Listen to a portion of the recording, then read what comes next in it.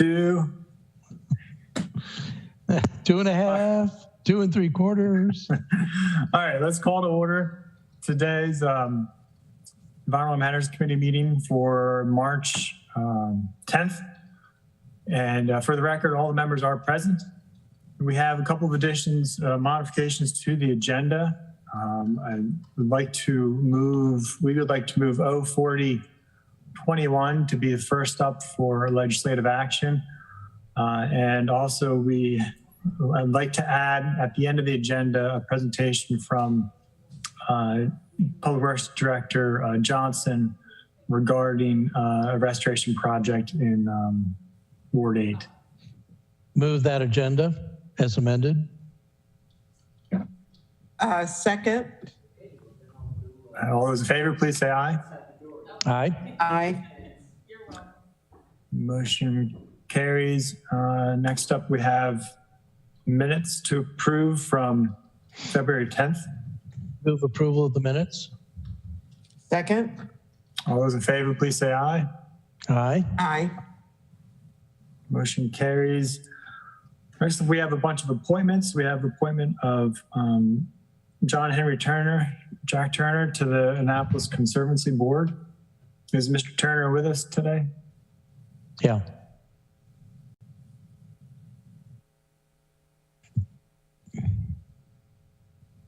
Thought he was. I am here. I have been promoted to panelist. Ah.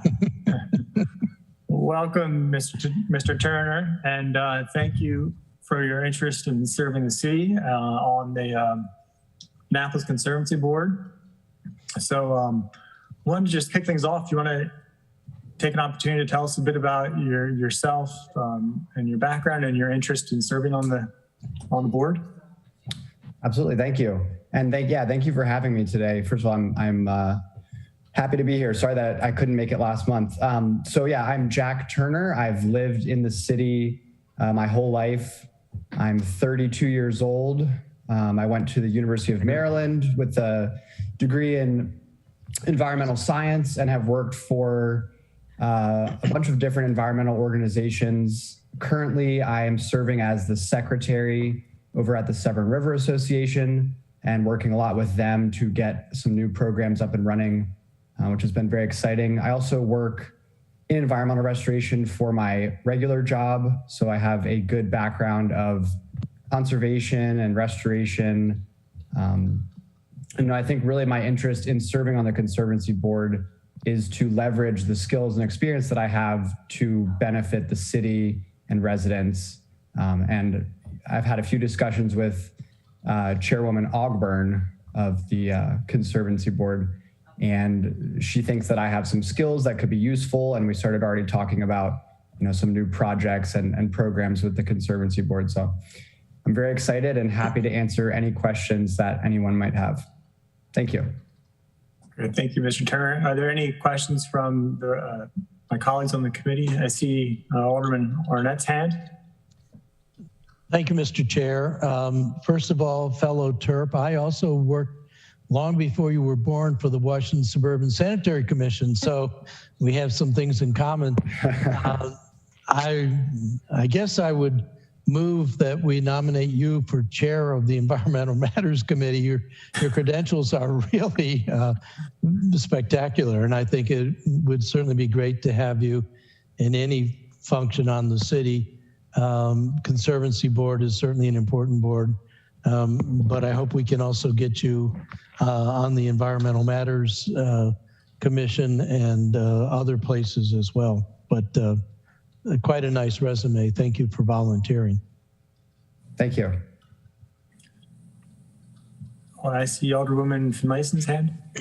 Yes, thank you, Mr. Chair. Thank you, Mr. Turner, for volunteering and bringing your skill set. I guess my question has to do with any potential conflicts of interest between your current employment and your responsibilities on the Conservancy Board. Is there, and well, I'll let you answer. Sure. And, Right. So full disclosure here. So Greenvest, my current employer, does hold a contract with the city for stormwater management. I don't see any direct conflict. And I also spoke with Chairwoman Ogburn about this, and I wanted to be very transparent with her. She also did not see a conflict. She said that, at some point in the future, if something were to come up where the Conservancy Board is recommending some sort of bid or work that would potentially be in line with what Greenvest does, that I would recuse myself and not be a part of these discussions. I would hope that it's such a small world, and I would hope that there is no real conflict, but I do understand that, with my position as a contractor and serving on this board, I do want to be transparent and clear about that. Well, thank you. And I think just being aware is, in my mind, sufficient to make this appointment. Mr. Chair, I would move that we give a favorable recommendation to John Henry Jack Turner. Yes. To the Conservancy Board. I will second that, and I won't hold it against him that he lives around the corner from my sister. Or he won't hold it against you. Yeah, well, that's true. All right, all those in favor, please say aye. Aye. Aye. All right, thank you very much, Jack, and good luck on the board. Thank you, and I look forward to serving. All right, next appointment we have is the appointment of Brianna Yancey to the Environmental Commission. Is she here? Any update? I see Ms. Green's hand. Thank you. Yes, I just emailed Hillary, and she just replied and said that she's actually withdrawing her application because she's moving out of Annapolis. Oh, bummer. She's Right, such a yes, good applicant. Yeah. All right. Well, I guess we'll have to, if people have any other ideas for nominees, I don't know how many vacancies there are on that commission, but let's keep that in mind. The next appointment we have is Mr. Harold Siegel to the Port Wardens. Is Mr. Siegel available?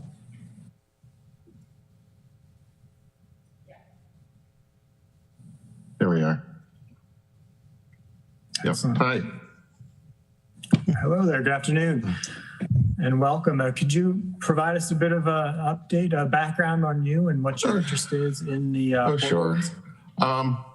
Primarily, I retired as a dentist, and sure, many of you know, dentists tend to be very giving people, and I really want to give back to the community. I see you're awesome.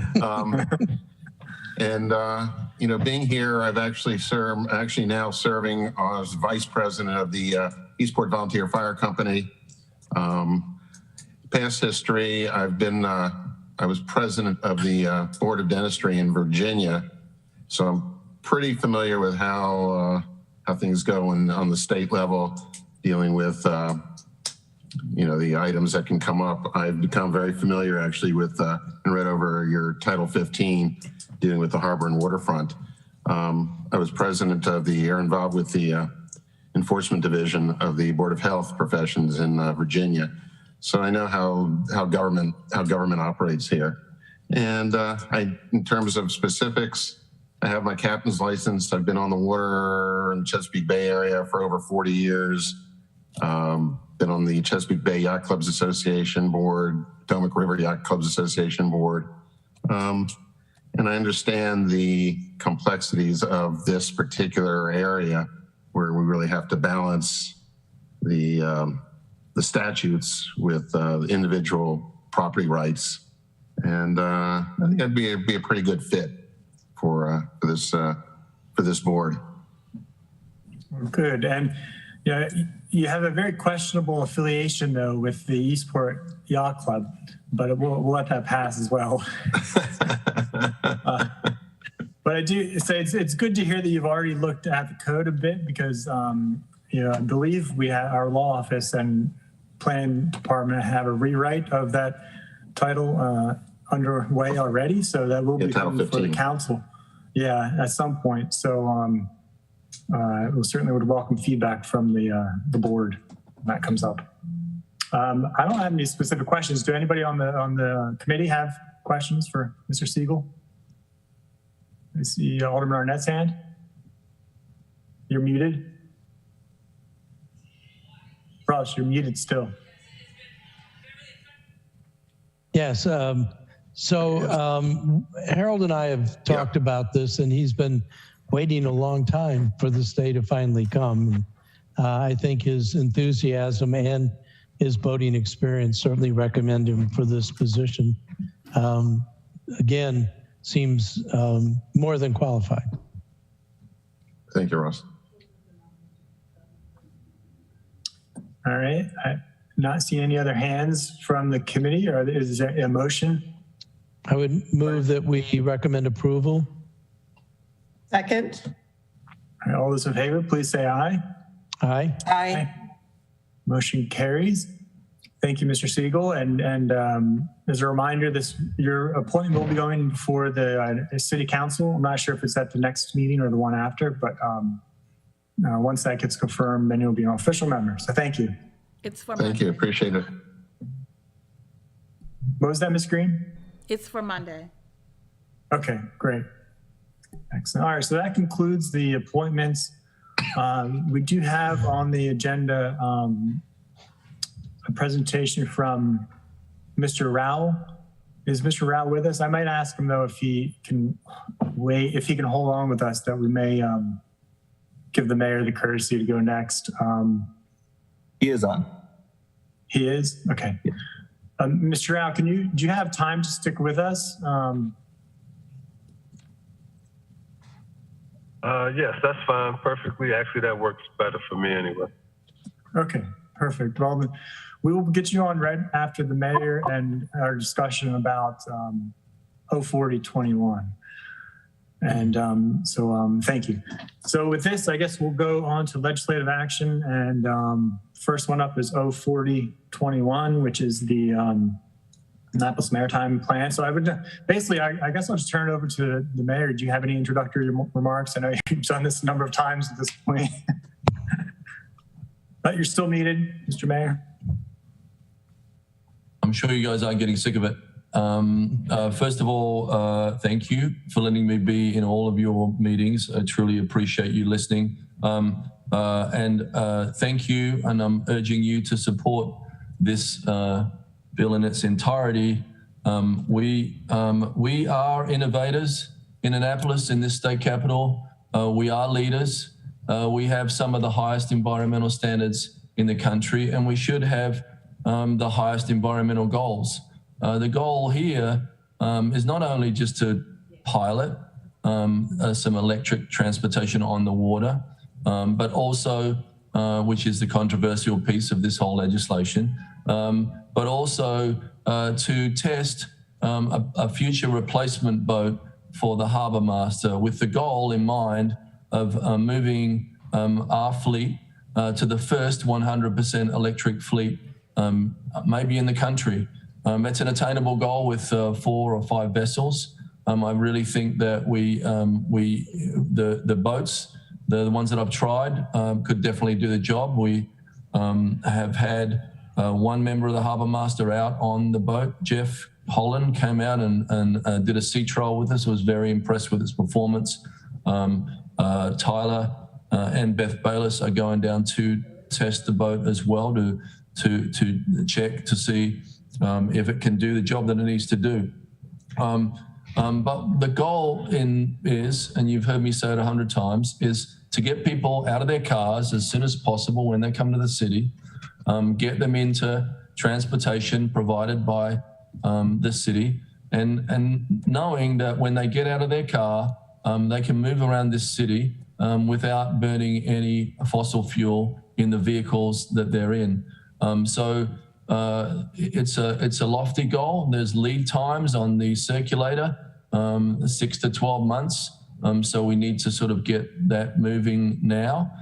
We might have an opportunity to get a big bus from BG&E that could work for the circulator, but as it stands now, we're having to run 2 of them to meet the 10-minute goals because we have to come out of the gate with efficient transportation when the garage gets down. And then the 10-minute trolleys also have a lead time, but we know we can use the existing operator in the city to get that in motion until we get delivery of the 10-minute trolleys. And you know why I want to stage those trolleys on Calvert Street as a transportation hub, because it is next to 3 major parking assets. And the 10-minute trolleys are small enough to use secondary roads to be able to zip in and out of alleys and get us around the city in those 10-minute periods. And then the big test is the 8-bike, 10-person ferry idea, doing a single route from 5th Street, which is badly in need of improvements, to City Dock. And why I think that's so important and why I think this plan is the sort of plan that would get the attention of a Pete Buttigieg is nobody is really doing a bike to electric ferry option yet in the country. It will help to popularize public transport because all those 3 things I think will drive ecotourism. They'll spark the interest of locals. We know any of us who've tried to ride across the Eastport Bridge with our kids on bikes, it's deadly. You can bypass that dangerous piece and actually have some fun on the water.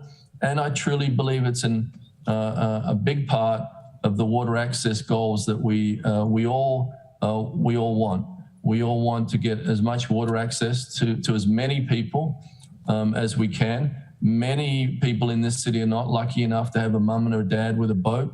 They're not lucky enough to have a family with a boat or friends with a boat. And many people who are surrounded by water have never even been on the water. So we see this as an equity opportunity. And after 14 months, we can make the decision on where we want to go. I have promised that I'll grant fund this. So we have a commitment of $250 from the county.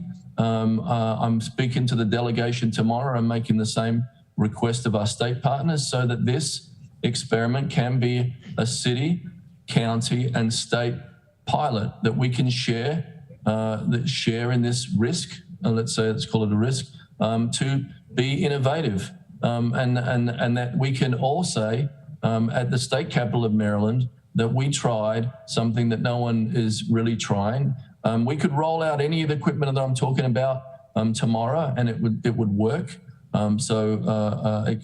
If we could get the BG&E bus, that is. I'm asking you to not peel off the ferry piece because I think it is a part of the package. I don't want to have to ask questions to Senator Cardin, who has earmarked the entire budget for the 100% plan. Why that piece was taken out, I don't want to really have to answer that to the state. We should look at it like somebody has given us something for free for us to try and for us to work out the kinks on. And then,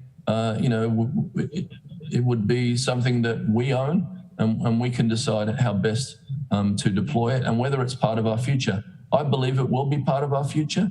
I believe that every city has to invest in alternative transport options. They have to invest in infrastructure that gets us away from cars, gets us off roads and onto purpose-built things such as bike lanes and electric ferries and electric trolleys if we truly want to meet our decarbonisation goals by 2040. So thank you for listening. I know you've heard a lot of that before, but I'll hand it over to you. Thank you, Mr. Mayor. And before we go to discussion amongst the committee, I'd like to just I know there are a few members of the public who want to testify, but I want to keep the testimony to 2 minutes because we have a lot to go through on our agenda today. So with that, is there anybody from the public, Ms. Green? Yes, Mr. Reichart.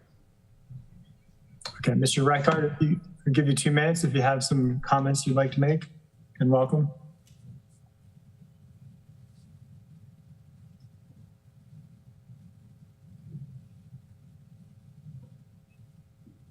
We seem to be having, can't hear you if you're attempting to say anything.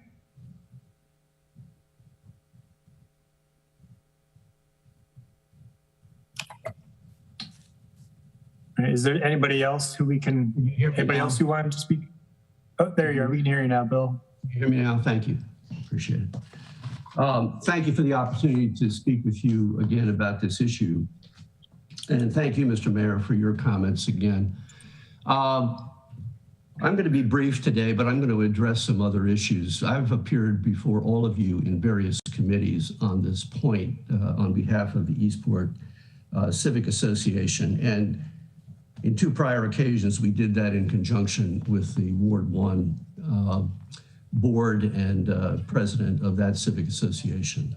And we were challenged after our testimony about whether or not we had votes and how many votes and all of that. And I want to take just a minute to explain to you, and I will to the City Council, how we reach a position. First of all, the issue that the Eastport Civic Association Board is concerned about is not about a vote, okay? What it is about, and what I want to address this afternoon, is the process by which elected representatives reach decisions on the expenditure of money, whether that be by grant or our taxpayers' money, for the benefit of the community. Now, I want to say right from the beginning that, and we've said it in writing and we've said it in person, we support the 100% mobility plan. That is a good place to go. We completely support that. Our suggestion is that the comprehensive, that word was just added by amendment, by the way. Hasn't been formally amended yet, but a comprehensive feasibility study be done so that we can completely understand how this will work with a lot of moving pieces. And I've listened very carefully to the comments and concerns of older persons on various committees. The word comprehensive was suggested to be added. There was concern that we not designate the 5th Street dock area specifically, that we'd be open to examine that. There was concern the other night about whether or not we should have a public hearing. There was specific concern about parking and traffic ramifications, all in the context of potential amendments. There was also concern about whether or not we could preserve a very important point of this, which is equity for these projects, so that we can reach all of our residents, so that we get the biggest benefit for the most people by this kind of conversion. Those are all laudable things. And I just have to say, as I listen to all of that, those are exactly the things that not only should be asked, those are the things we look at in a feasibility study, if it is comprehensive. One of the things we might do is learn questions we don't even know we have yet. And so so this is not about a vote. It's about doing this right. It's about the public's interest being examined before money is put on the table. And I understand that, so I want to be very clear about that, okay? And thank you for the opportunity. Thank you. Are there any specific questions or for Mr. Reichard from the committee? Okay, seeing none. Thank you, Mr. Reichard. Thank you. Any other public, I'm sorry, Alderwoman Finlayson? Yes, thank you. Mr. Reichert, are your concerns addressed in the amendments that the Finance Committee added to the legislation, in part or total? I'm sure not. Honestly, Alderwoman, I think, certainly in part, but as I said, it is really the process that we are concerned about. That's why we take this position. As an organization, the ECA doesn't go up or down on a boat, okay? It goes up and down on public interest, process to address public interest, and public access to input. That's why we're here. And so it does, to answer your question, honestly, those are good questions. I just don't understand the rush. Okay. We are in the middle of a parking and mobility study right now done by the EBA and the ECA together, because we're going to be looking at possibly permit parking and adjusting to the Hillman garage. There's just a lot of pressures going on right now. And to be very honest with you, we feel like we're just getting shot out of a gun here, okay? With legislation coming up that will have dramatic impact, and people are not just spending enough time sitting down, working together with government to not only understand the questions, but understand the answers, okay? And I don't think that's too much to ask. And that's exactly what a cooperative, collaborative, comprehensive study would do. So I apologize for probably a little bit of a lengthy answer, but yes, your questions are exactly the questions that a comprehensive study should apply, should deal with. Now we should have answers before we do actions, in my opinion anyway. Thank you. I think it's the second amendment does add the term comprehensive. So we have tried to address that and making it inclusive to the things that you raise. So, well, we'll see when it gets to this committee whether we can get the support that the Finance Committee received in the amendment. So thank you, sir. Thank you, ma'am. I see Alderman Arnett's hand. Yes, thank you, Mr. Chair. My questions are, I agree with Mr. Reichert's testimony, especially this is not about a boat, it's about electric mobility, and the bigger part of the electric mobility are the landside buses. But if you're ready to move on, I am happy that two of the members of the Finance Committee are here today, because I wanted to focus on the finance part of Amendment A and ask a few questions. But if there's other questions of Mr. Reichert, I don't want to get in the way of that. Well, Alderman, I guess if I could know more about your questions, I do want to kind of focus on environmental aspect as much as we can. I mean, I guess my question isn't necessarily for Mr. Reichert, it's more for the mayor, but in terms of, but since you've got the floor, Alderman, you can go ahead and ask. Yeah, I think because if you're not on the Finance Committee, you can't get into these financial issues. So I want to get into them where I do have a platform. And these are not, these are questions, legitimately open questions, and they're very quick. Looking at the flows, I want to know what happens if we don't get the grants for fiscal 22, which is right now and ends in a few months. What happens if we don't get the grants in fiscal 23? And I think most importantly, when will we get a feel for not only the numbers in fiscal 24, but the source of the monies in fiscal 24?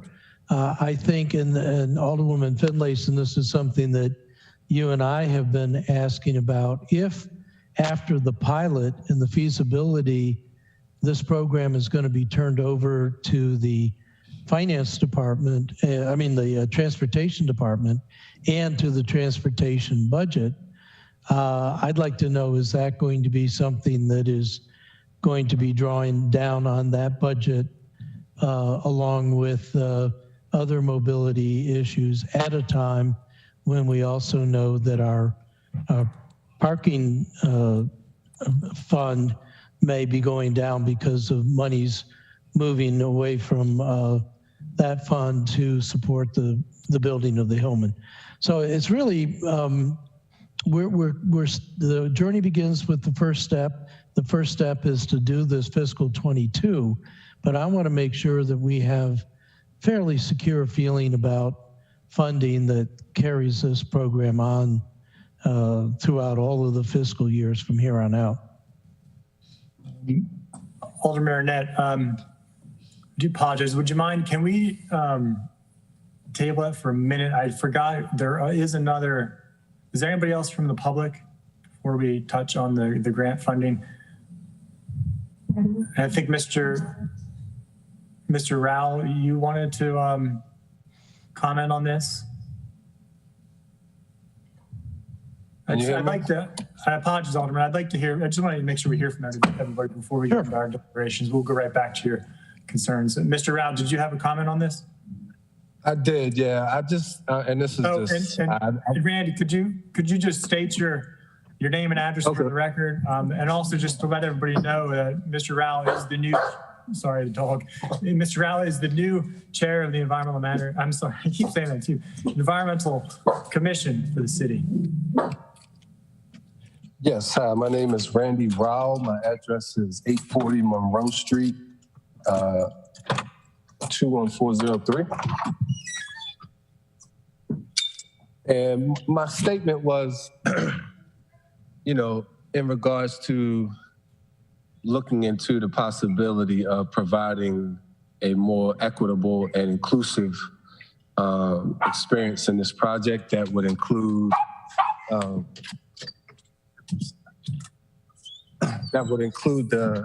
possibly contracting a company owned by a underrepresented vendor, preferably an African-American vendor. I think that would usher in a different narrative, especially as it relates to access and outreach. And for so long, there has been a very divided sharing of access, and especially as it relates to the monopolies that have been standing for many, many decades of years. And so my statement was just, I really am concerned, I'm curious, maybe how come others aren't thinking along the same framework, which is equity and inclusion, especially as it relates to breaking up some of the monopolies that have been withstanding. Thank you, Mr. Rao. And I know both, I imagine the mayor and also Ms. Guild have information on that. So I don't know which one of you would want to go first. Jackie? I was going to let the mayor address the operator, but I'll speak to one aspect of that, Randy, that I think you'll be interested in. The idea was to have an operator independent of the city, not the city operate the ferry, and I'll let the mayor address that. But also, we need trained operators of the ferry. So the thinking is that we would engage with the School of Seamanship in Eastport, and they're already on board with this idea, to train operators who have to be certified.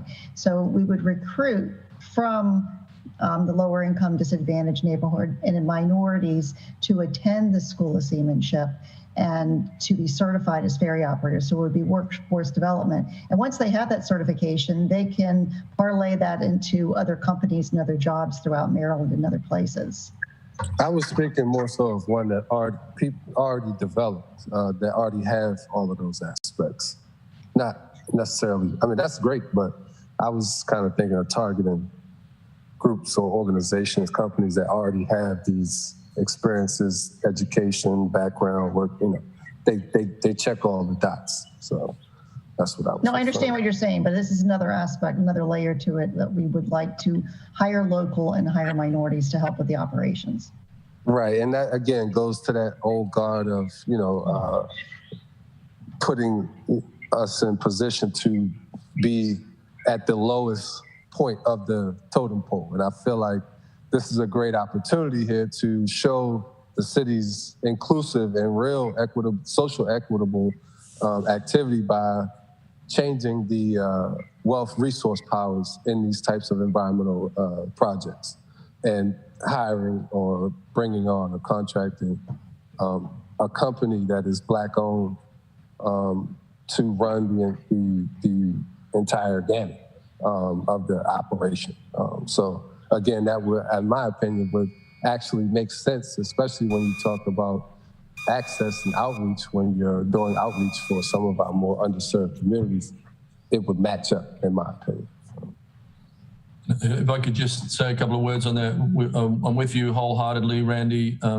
Not only is there a chance for the 10-minute trolleys to be operated by a community-owned company in the long term, we are working on the addition of bikes, electric bikes and electric scooters. They're looking for companies, locally owned companies, to sort of manage those things. That's another sort of executive opportunity that will be presented around all these transportation ideas. But I hear what you're saying, the ownership and the management should come from the community. Right, and I think that's a great opportunity that you're speaking about training and things like that. That's a very possible thing. And then also, even in some of these underserved communities, train technicians and people to operate electrical maintenance on some of these things, like bikes and things like that. Because then, if this does fall through, then there will be an opportunity there that could also provide some opportunity for some others. And to that point, Randy, I haven't had a chance to update you yet as the chair of the commission, but I'm speaking with BG&E just about that sort of workforce development with their EV chargers, and including a new opportunity to put a equitable multimodal hub in the Harbor House and Eastport Terrace communities, and recruit from those communities for workforce development on EV charger maintenance, not only for vehicles, but the scooters and the bicycle. That's great. And Randy, this has just presented itself recently, but BG&E want to partner with us to apply for a RAISE grant. And I think the number was 5 million or something like that, is it? It depends on whether we do this as a regional grant, with perhaps partnering with the city of Baltimore or as Annapolis. So the minimum to apply just as the city would be 1 million, and the minimum on a regional grant would be 5 million. And this is a brand new opportunity, Randy, again, that I've been just speaking with BG&E about in the last 2 days. Okay, because I checked it out, the web thing you sent me, and it said that it was, the grant was closed. I think that was the last thing I saw. So this is a different grant that's open until the 14th of April. Okay, great. Thank you, Mr. Rao, for your contribution. And thank you. So I guess before we get back to Alderman Arnett, I actually have two things. First of all, I wanted to circle back briefly to Mr. Reichart and give the mayor an opportunity to respond, because I neglected to do that. And in particular, Mr. Mayor or Ms. Guild, the two concerns, some of the two concerns I heard were the perception that this is being rushed, but also, can you address that? But also, can you address what's going to be done as a part of the planning and feasibility study that's currently called for in the appendix? Because it's mentioned in there, but I think it might be worthwhile expanding on that. So, there could be multiple approaches to how we work it out. I made a parallel with you yesterday's meeting with the crosswalk that we put in at Bakers & Co. on Chesapeake Ave. We didn't build it out in the beginning. We put a temporary crosswalk down, and then we did bump outs. And then we've run that for over a year before we put in the permanent infrastructure. If we use a hybrid, or we do something with watermark, we will get a chance to see what a frequency of ridership is. And we can also test that on the 10-minute trolleys and test that on the circulator, and then see about extending routes in different locations. So we believe, because this is being funded through grants, it gives us the ability to do a real-time evaluation of need and wants for this thing. But we do know that there's no time to waste on the environment. So the sooner we can have less fossil fuel burning boats or cars or buses, the better we are. And so I believe that that we will learn things through the process. I believe this is the process. There is nothing in Annapolis that gets rushed. I've been talking about the ferry for a long time. I've been talking about electric buses. We've all been talking about electrification of our inspectors' cars and ultimately our police cars. I mean, this stuff has been on the table. Sometime you have to step forward and move towards it, and you have to take a risk. But you should have faith and trust in the people you've elected, because this is a well-run city. We are good stewards of the city's finances, and we have very professional people that we're lucky enough to have in place. Professionals like Jackie God, like David Gerald, like our finance director, Jody Dickinson. We have quality people in the city who we should trust, and the public should trust us as well. We were elected to do things, and here we are saying this is what some of the ideas that we've been elected to do. None of this should be a secret for me. I'm upfront about everything I do. I don't shy away from controversy. I'm willing to say I'm wrong when we try some things and we move a different direction. But this is an opportunity on some federal dollars mainly to pilot, I think, a thing that will put this city on the map as a leader and this state capital as a leader, and other people will follow our lead. And to add on to the mayor, we have there is the request for the add-on to the current CIP budget for a deposit on the boat is because there's a long lead time for boat construction, about 18 months. And while we've looked at some Swedish boats, we are considering boats from all types of places, including the U.S. And I continue to receive from residents suggestions about other companies to look at, and we will be looking at those and evaluating them. We're also speaking with the Coast Guard to make sure that whatever vessel we choose is Coast Guard compliant, and to understand the process for certifying that.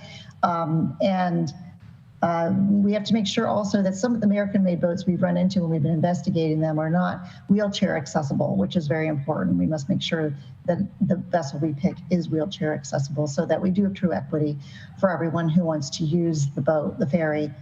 So we haven't made a final decision about what vessel we need, but we're exploring all opportunities. And I have been responding to residents with their suggestions and questions. I have not yet had an opportunity to respond to everybody, but for everyone listening, I will do that. And the boat, the deposit on the boat, the $30,000 will be refundable. We will stipulate that it is refundable if it doesn't meet the requirements, or if it will take too long to meet the requirements. We are told by the company that it will. We have to trust them if that is going to happen. But, the final decision on that, obviously, will be the Coast Guard. And also, you have to understand that new technologies sometimes meet resistance. Who would have thought that today we would see such a move towards electrification of cars when people were very skeptical of that in the beginning, right? We're going to be on the forefront of boats. like there is a network of chargers for cars on the superhighway, we will be a charging port for boats making their way up and down the Chesapeake Bay with this. So there's multiple aspects to this 100% plan. But I believe, we have the professionals in-house to make sure that we get it done right. So, Mr. Mayor, will the planning process help to address some of the concerns that we're hearing from Mr. Reichart? We will include Mr. Reichart in the planning process. You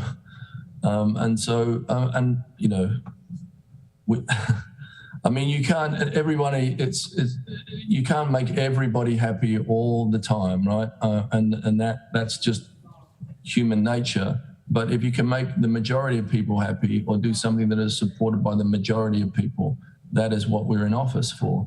We have to govern from the middle, and we have to do what the majority of them, they're going to burn my house down, then we're not going to do it, right? I don't believe that is so. I believe that, a lot of people are supportive of this, but they just don't get on the platforms that we're on.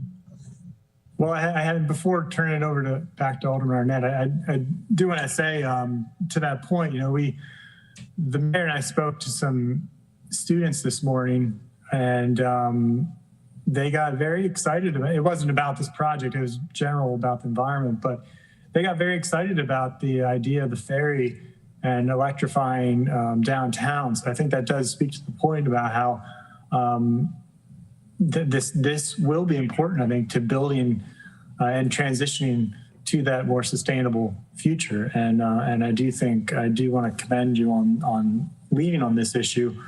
So there is certainly urgency environmentally. But with that, I want to turn back to Alderman Arnett. Thank you for your indulgence there while we, I don't think there's anybody else from the public, right, Ms. Green? Okay. All right. Thank you. Thank you, Mr. Chair. I think actually having the hiatus has been a good thing, because as I think about my question, it occurs to me it's largely rhetorical. The answer is, if we don't get the grants, we won't do the projects. And I think the answer for fiscal 24 is we probably don't know yet, because we're just starting out. So while I'm concerned, I guess we're just going to have to see it through. If we get grants, we're going to get grants. If we're not getting grants, we're going to have to talk about other ways of funding, and I assume that's going to be coming out of our general fund capital, our general capital fund. And at that point, we will have to have another discussion, and it will be at the Finance Committee. And I see now we have a quorum of the Finance Committee. So I think that in the interest of time, and because I think these concerns will answer themselves, I'll just withdraw my questions and we'll move on. Okay, and to that point, before I get to the mayor, is to say that I think that's one thing we can do on this committee, is to ask for periodic updates on this project, and that'll help, I think, give the public some of the transparency that it sounds like they'd like, and give a chance for everybody to hear about what's going on. So, Mr. Mayor, you had your hand up. I just want to say we've been working very closely with Senator Van Hollen's, Sarbanes, and Cardin, and we did a tour with Cardin's people yesterday. And Pete Buttigieg is going to be the Secretary for Transportation for this whole term. No matter what happens in the midterm, he will be that. And the people that are going to get the federal dollars are the people with a plan, and the people with a plan that is no emissions or low emissions are going to be favored. And so we have a small plan for a small city that will pack a big punch. And I know that our county executive is definitely already searching for that long-range bus and the long-range infrastructure we can do, so the cross-county stuff can get electrified as well. But in a short space of time, we could do the right thing within the city limits. All right, and before I open this up to comments from the rest of our colleagues, is there anything else from the committee members? All right, seeing none, any of our colleagues, I see Alderwoman Tierney and O'Neill. Anybody else want to comment on this? I think I should in response to my colleague Alderman Arnett's questions and our approach at the Finance Committee meeting. We can't estimate anything until we know what we're estimating. And we have to remember that what is before us is the capital reserve allocation from fiscal year 2022. And we could look at that smartly because the numbers were presented to us, 100,000 for planning and the equipment, of which 30,000 was the deposit and the respective overhead.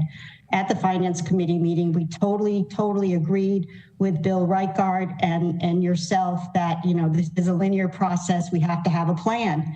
And we also wanted to not pigeonhole it to because there was this concern, and still is a concern about 5th Street. We actually deleted that from the description so that it is a sort of a blank canvas when we do the plan, knowing that, 5th Street is our preferred, port, for lack of a better word. So the struggle will be in the budget review for fiscal year 2023 to re-ascertain those numbers to see, if where that $1 million is as far as being funded. But for this purpose, we're really looking at the fiscal year 2022 capital reserve money because we don't have the opportunity to do that anywhere else. And we actually asked Michael, Director, there's too many Michaels, Michael Johnson, if he thought there should be more money for this comprehensive plan, and he said, no, it's okay. So I think we're really covered as far as looking at this plan. And again, no matter what equipment, it does have a long lead item. So that was a smart choice as well. Thank you. Thank you for that answer, and I agree with you. And I also agree with the mayor. We want to be shovel ready with as comprehensive a plan as we can to capture all the dollars that we can first in line. So, but thank you, Alderwoman Tierney. I agree with your assessment. Any other comments? All right, is there a motion from the committee?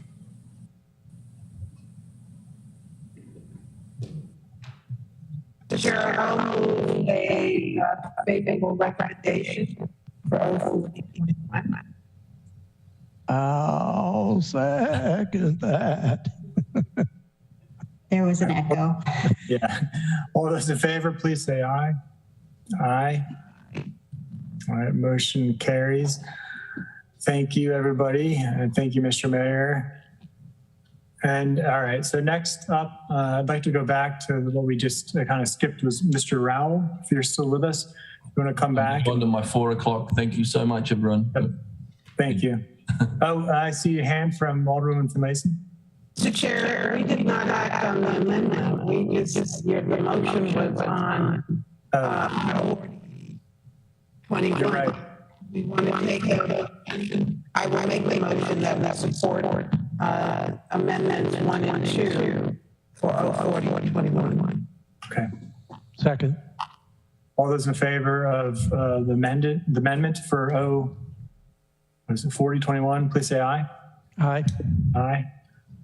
All right. And Alderwoman, your audio is very poor right now. Do you think you could try muting or unmuting or maybe reconnecting? Is this better now? No, it's very distorted. Oh, okay.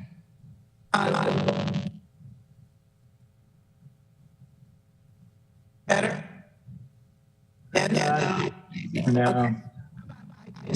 We'll say one thing and then I'll be quiet. Do we now need to go back and approve of 40 as amended? Yes. Is that a... So move. All those in favor of recommending favorably 04021 as amended, please say aye. Aye. Aye. Thank you all. All right, so Mr. Rao is the new chair for the Annapolis Environmental Commission, and he would like to say a few words and introduce himself to us. So Mr. Rao, the floor is yours. Hello, everyone. My name is Randy Rowell, and I'm the new chair of the Environmental Commission. I'm from Ward 8, and I've been a lifelong resident.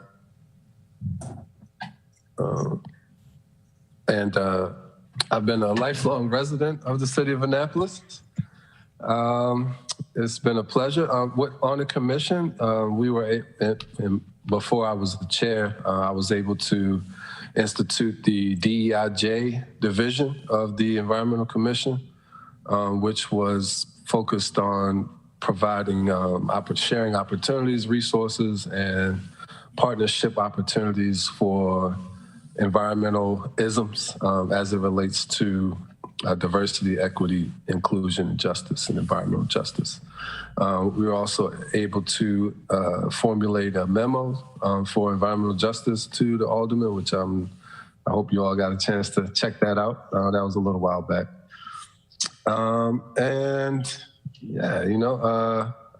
here. I'm very happy to be here. My co-chair, co-vice president, Allison Calder was also voted in last month, and I'm very happy to be a part with her. Right now, we are focused on recrafting our priorities for the commission right now for this year, and we put out an email. I'm not sure if the alderman got it and alderwoman, but it was basically to get your feedback on what your constituents consider to be the top 3 main environmental issues in their ward, and then you all report that out, and we would take that, solicit that input as we go about crafting our priorities. And that was just a means of being, more inclusive and involving others, constituents and stakeholders as we draft our priorities versus just us in a bubble creating our priorities. I think it's very important to hear also what the state commissions and environmental groups are crafting as priorities, and at the county level as well. So as you all know, our environmental challenges do not stop at state lines or city lines. And so we feel as though it's very important that we bring all parties to the table. Another thing we're dealing with right now is the plastic ban that's been presented by Alvia Thompson. I can't remember her last name, but Alvia, she works with the Green group. And so we're in the process of hearing her out and making some processes as it relates to that. Also working on some equity issues again, dealing with tree plantings. Just recently submitted a grant with facilitated the submission of a grant with the Chesapeake Bay Trust called the Urban Tree Plant Program, which is up to $1 million to plant trees in underserved communities and low-income public housing communities, or communities that have been historically experienced trauma or historically redlining and other unemployment communities as well, high unemployment. So that's on our table right now. I think that's about everything. Did I leave out anything? Anybody? Jackie, anybody? No, just the Environmental Commission has contributed to the comprehensive plan, and we'll continue to comment on that when it's available later this spring. Excellent. Well, thank you, Mr. Rowland. And Ms. Colton, do you have anything you wanted to say? Yeah, thank you, Mr. Chair. I appreciate the opportunity to be here today and to chat with you all. Randy did a great job of giving you a brief synopsis of what the Environmental Commission is working on. I just want to echo his offer and his has asked to you all to reach out to us and please let us know if there are any environmental priorities you'd like us to consider to include in our 2022 priorities list. We are actively working on that as we speak and hope to discuss it at our next meeting in a couple of weeks. I also just want to mention, I was sad to hear that our commission member who was up for review earlier in the meeting was pulling her application. We are actually down, I believe, 3 members at the moment. So we very much welcome your input on additional members who could serve on the Annapolis and Environmental Commission. And I know our members are doing their best at this point right now to reach out to others in the community and try and fill those seats. I believe we have several wards who aren't represented currently. I don't have them off the top of my head, but I'd be happy to follow up. We'd love to have some more broad coverage in the wards that are represented on the commission as well. So on behalf of myself and Randy, I just wanted to thank you all for your work and offer the assistance of the Environmental Commission as much as you guys need us. And we look forward to working with you. So there are 2 open spots right now, and there'll be a 3rd when Ann Stevenson steps down in June. Okay. That's all right. So to my colleagues, I guess we'll have to keep that in mind if they're constituents of ours that we may want to put forward. And I do want to thank you both for your providing your remarks, and also look forward to working with you. And Mr. Rao, so you're aware, the chair or vice chair, any representative from the commission has a standing invitation to these environmental matters committee meetings. And if you'd like to give us an update on what you're working on so we can better coordinate. And we always try to do a good job of remembering to refer legislation to appropriate commissions, but if there's something you want to comment on as far as legislation, you're always welcome, your input's welcome, and you can always come to this committee to provide that as well. I see a hand from Alderwoman Finlayson. Yes, thank you. I would just like to take the opportunity to congratulate Mr. Rao on his new position. I kept seeing Randy Rao, and it's like, the picture looks like Kenyatta, but I made the connection. So congratulations, and I look forward to working with you. Thank you very much. And I believe I may be the first ever African-American chair of the Environmental Commission. So I suspect. But it's been a pleasure, and thank you as well for all you've done, all your leadership as well. We go way back. It's all good. Thank you. Mm-hmm. All right, excellent. Well, thank you again. And with that, I'd like to move on to the next, item on our agenda, which is, and sorry if you can hear the dogs barking. Let's see, next item we have is 03821, which is illicit discharges and connections for stormwater. Is Director Johnson available to give, I know we talked about this our last meeting, and where we left it was, I had a number of amendments that I was going to work on that I had put forward, and I went over those with the law office, went over those with Director Johnson, and we have narrowed down that list. Not narrowed it down too much, but we've taken some off. I think we're at a point of agreement on those amendments. I think that's where it is. Does anybody need any kind of refresher on this legislation? Mr. Chair, do we have the amendments? I'm not seeing them attached.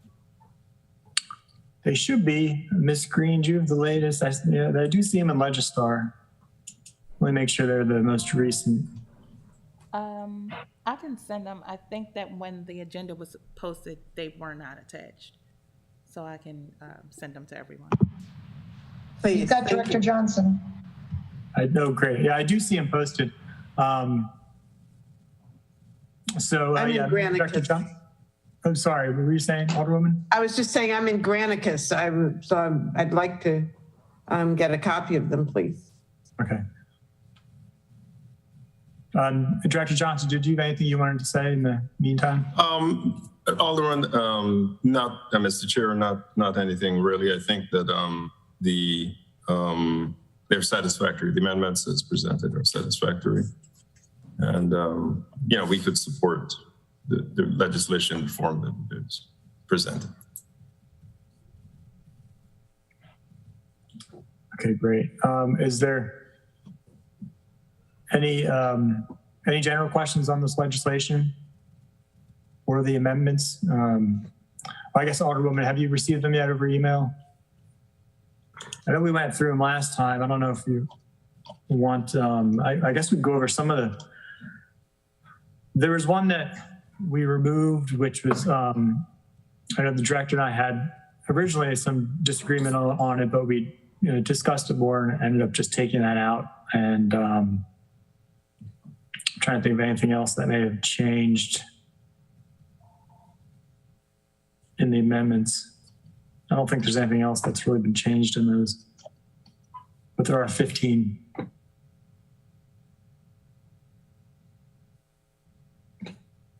So I don't know what the will of the committee is. Are you at a point where you make a motion regarding the amendments and the legislation?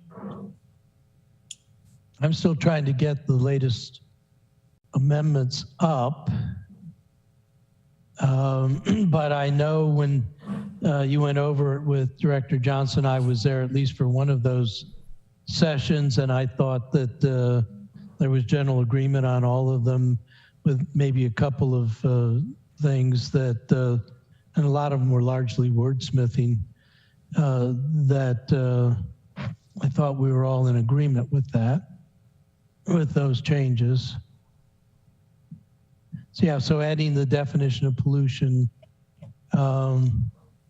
some of these things are definitional, which pretty straightforward. I don't know whether my colleague Alderman Finlayson has had a chance to look at it. I would be prepared to make a motion that we accept the amendments when that's appropriate. I am reviewing them now. I'm on number 10. All right.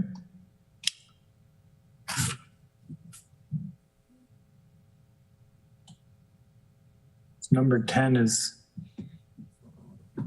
definition of pollutants.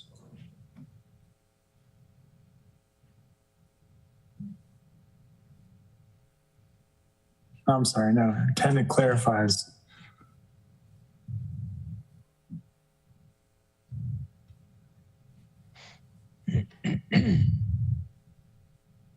I guess one question I have is anybody from the law office with us? Because I think there needs to be a resolution regarding the fines, the fee schedule.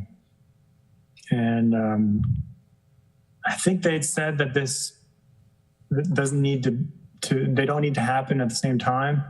But we could pass or is yes, that going to be I think that there's a separate resolution that's prepared each year that covers fees and fines. So it would be, the fines would be incorporated in that, along with the rate changes for different funds that Public Works have. Yeah. So, but so with the budget, so it's not going to take effect essentially. The fine, the fees part, at least until this year's budget, which I think is fine anyway. It's right around the corner here. So the fees and fee schedule and the fines will be amended with the 23 budget? Is that what we're saying? Yes, that's correct. Okay. And Mr. Johnson, you've reviewed all of these and you said you're good with all 15 of the amendments? I'm good. The only one that we had some discussion on was number 13, and that was page 9, I think line 40, where it was the interpretation we didn't agree with. It was more an interpretation. The ordinance intended to address flooding and steps taken to protect properties from flooding, but by sort of making sure that the water course is not overburdened with vegetative growth. And I think it was being interpreted as somewhat of an infiltration issue. So I think worked with the chairman, and I think we resolved that concern.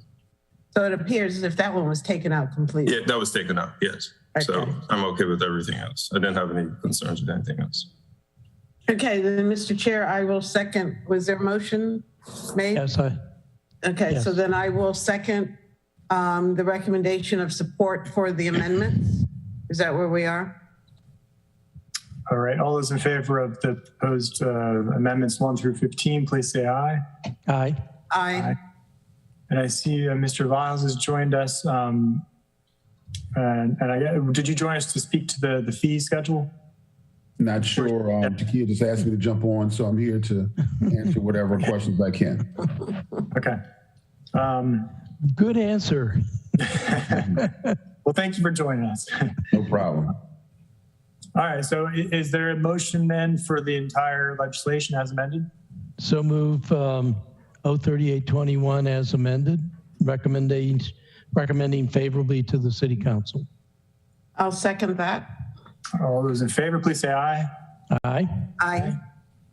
Motion carries, and thank you all. The next item on our agenda is 0222, mooring permits, forfeiture. And I'd like to ask Ms. Bellis to come forward. And I know that where we left this at our last meeting is we kind of expressed some of our concerns with legislation, and Ms. Bellis, I know, did get back with the Maritime Advisory Board and presumably the law office to draft some new language. And let me see, to Ms. Green, has that been uploaded or sent out to the rest of the committee? The ones you sent this morning? Yes. Because then we can go through with Ms. Bellis. And I took a quick look. I haven't had a chance to go through any detail, but I did like the changes that were made. So thank you, Ms. Bellis. But maybe we could even put them up on the screen if we can get access to them. Let me see if I can find them. Mr. Chair, is this Amendment 1 your amendment, or is this another amendment that we're talking about now? Let me check.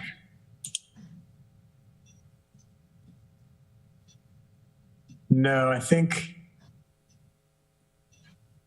my amendment 1, I'm going to withdraw. That was kind of based on the original legislation.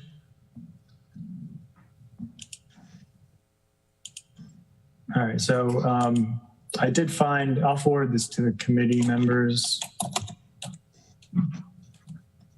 And who else is with us from the council? It looks like, oh, I see. Ellie, did you have a comment? Yeah, I just had a question on where the MAB, the Maritime Advisory Board amendments are. Or what is the status of those? They came in this morning. Yeah, that's I just forwarded it to everybody. Oh, okay. So we're talking about the same thing. Okay. Ms. Bellis, did you want to give an introduction and background in terms of some of the changes that you've and effort that you put into this? Sure, I can. So I understand, Terry, hold on a second, let me close my door. I certainly understand Mr. Lomax's concerns, although I don't think that they represent most of our mooring customers. But that being said, I think, there was some validity to that. So also there were some pieces that were missing that I sent over. So Ashley incorporated those. Essentially, if someone wants to appeal or someone wants to send a letter and say, hey, we're going to be gone for 2 months, we would like to be able to say that you can do that. So Ashley did a rewrite, Ashley Leonard being our city attorney, did a rewrite of that. We sent it over to Mr. Lomax, and I think he was out of country or out of state. So I'm not sure he had time to look at that. So we sent it over last week, and he's very smart and he's also very influential. So we were hoping to get some feedback. I don't think he had time to do that. So I'm not sure if we want to present that to the team here and see what people think. At the end of the day, we want something that's enforceable because we do have several complainants and we do have 40 people on the waiting list. So we would like for the moorings to be used, not held and not used. And we do have 10% of them, essentially 10% of them with people that are like have an adjacent dock and are really not using them.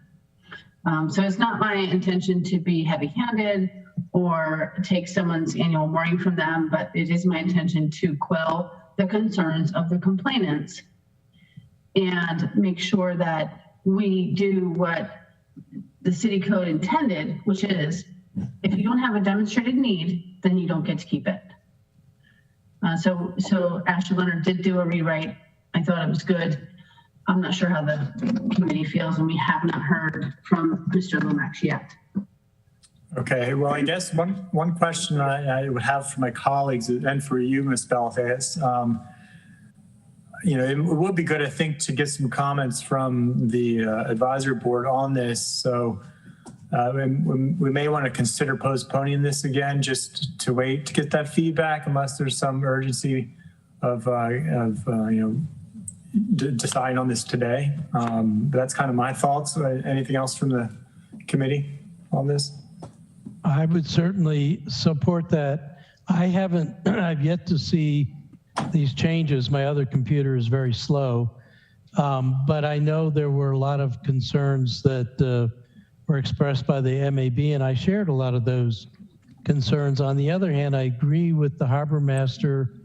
We can't have people basically hogging, and there's 3 to 5 people that are occupying mooring buoys in terms of their lease, but not occupying them with boats. And if they don't have a need for it or an appropriate need, then we should make those available to the 40 or so people that are on the waiting list. I do think, and that's why I was waiting to see what MAB came up with, there are some legal questions. We do require the people who hold these mooring buoys to have them inspected every other year, and that's a diver fee, and I think it's around $400. And we did require people to put double helix anchors in, and so there is an investment on the part of the mooring holder, which I guess I'm questioning, can we just take that away and take their investment, or is there some requirement for reimbursing them? Or do we need to put into code that we will not be reimbursing them if the use of the mooring buoy transfers to another leaseholder? So now it just came up, so I haven't had a chance to look at this latest set of changes at all. And would be my preference to postpone. We've already gone through the renewal period, and I believe we went through the renewal period with some of the original changes in the lease, but I'm assuming everybody's renewed. So I'm not sure taking more time is going to be deleterious to that process, but that is a question. All right, Alderwoman Finlayson, did you have comments? Well, I heard Ms. Bellis say, or at least insinuated that this is timely. But I feel like Alderman Arnett, I haven't seen the amendments. So I'm not sure what we would be voting on. I take comfort in knowing that Ms. Leonard has reviewed them, but I still think we should see them in front of us before. So, I'm good with postponing it. I just want to make sure that we have everything in front of us for the next meeting so that we can act on it as expeditiously as possible. And I would like to hear from the Maritime Advisory Board. So we don't have their opinion in front of us either. Okay. And she's explained why, so. Yeah. Okay. Yeah, that sounds reasonable. So Ms. Green, could you make sure that the advisory board gets a copy of this and gets us their comments as soon as they can? Sure. Thank you. And Ms. Bellis, did you have a hand up? I I did. Am I audible? Yes. Yeah. So what I would say is it was timely because I wanted the contract to be in concert with the city code. I don't like there to be any discourse there. That didn't happen. Everybody signed their contract. Everybody paid their dues. So it's not timely anymore, but it was, but now it's not. I think it would be valuable to have the Maritime Advisory Board weigh in on the new changed version that Ms. Leonard has created. So it's okay with me to wait, and I appreciate the time here. All right, and thank you, Ms. Bells, for working on this. Any other, Alderman Finlayson, your hand up again? Yes. Ms. Bellis, is it your intent to implement this change as soon as the legislation passes, or will that begin with the new fiscal year? It would be my intent. It would be my intent to implement this as soon as it passes, because the contract mirrors what we would have liked to have had passed, but didn't happen yet. Okay. So if I'm a mooring holder, I would like to know that the code is saying the same thing that my contract says. And if I'm doing an enforcement action, I would like to make sure that my contract is the same as the city code. So we would like to implement it as soon as it passes. And if it doesn't pass, then we'll change our contract for the next time. Okay, my next question or suggestion was going to be that we send a letter out to all of the holders and let them know what could be coming. But I think I just understood you to say that you have already impacted the contracts with the change that you are hoping to see. Yes, so their contract already has all of this language in it, and they've already signed and agreed to it. Okay. And most people probably don't drill down on Title 15, so they don't know that it doesn't match. But we would like it to match, and if it doesn't match, then we will change our contract. Okay, thank you. Yeah, that makes sense. Yeah, it does. So, Mr. Chair, is a motion to postpone in order at this point? Yes. So move. Second. All those in favor of postponing till our next meeting, please say aye. Aye. Aye. Aye. Our motion carries. And that concludes our legislative action. So, Mr. Lyles, we would of course welcome your presence, but thank you. We necessarily need the law office at this point. Great. Have a great day. Thank you. Everybody. Bye. Thank you. So next up, we have update from Deputy City Manager of Resilience and Sustainability, Ms. Guild, and then we will go into a presentation from Mr. Johnson. So Ms. Guild. Okay, so just to keep it brief, you have our Excel spreadsheet from last month, which there weren't a lot of changes, so I didn't update it. I will do it for April. So you have that. If you have any questions, please contact me or ask questions today. I just want to give you a couple of highlights. So the no discharge zone for vessels that had previously been allowed to discharge into the water because they were treatment systems or maceration systems are no longer going to be allowed, since the no discharge zone was finally approved by EPA and it was published in the Federal Register on February 28th this year. There's a 30-day comment period that's open through the end of March. And after that, EPA will consider those comments and choose to make revisions or respond to them or make no changes at all. And then the no discharge zone will go into effect. So we're expecting it to be in effect for this year's boating season. And I believe in 2020, both the county and the city committed to providing funds to the Severn River Association because they wrote the application for the no discharge zone when a part of it was still the Back Creek Conservancy, which has now merged with Severn River Association, therefore Severn River Association. But they committed to preparing for the city and the county signage and educational materials to be distributed at marinas, et cetera. And then the county committed to $10,000. I believe our sum was, it was either $4,000 or $5,000. I'll have to check with finance on that. And they were hoping to get some sums from another private organization. So that needs to start happening now. We need to start developing the public information materials to make sure that everyone knows they are now required to pump their waste out. There can be no discharges into the waters of Anne Arundel County, including Annapolis. So we expect that to go into effect in this spring. And I've contacted today the Seven River Association to start that process with them. Also, Hawkins Cove, just to give you an update on that, that RFP has not gone out yet for design. I met with Public Works yesterday to amend their CIP to reflect grants and monies coming in for Hawkins Cove. The delay was somewhat caused by Public Works needing to assess an outfall that's located in the existing failing bulkhead, and it was determined that that outfall needs to be replaced.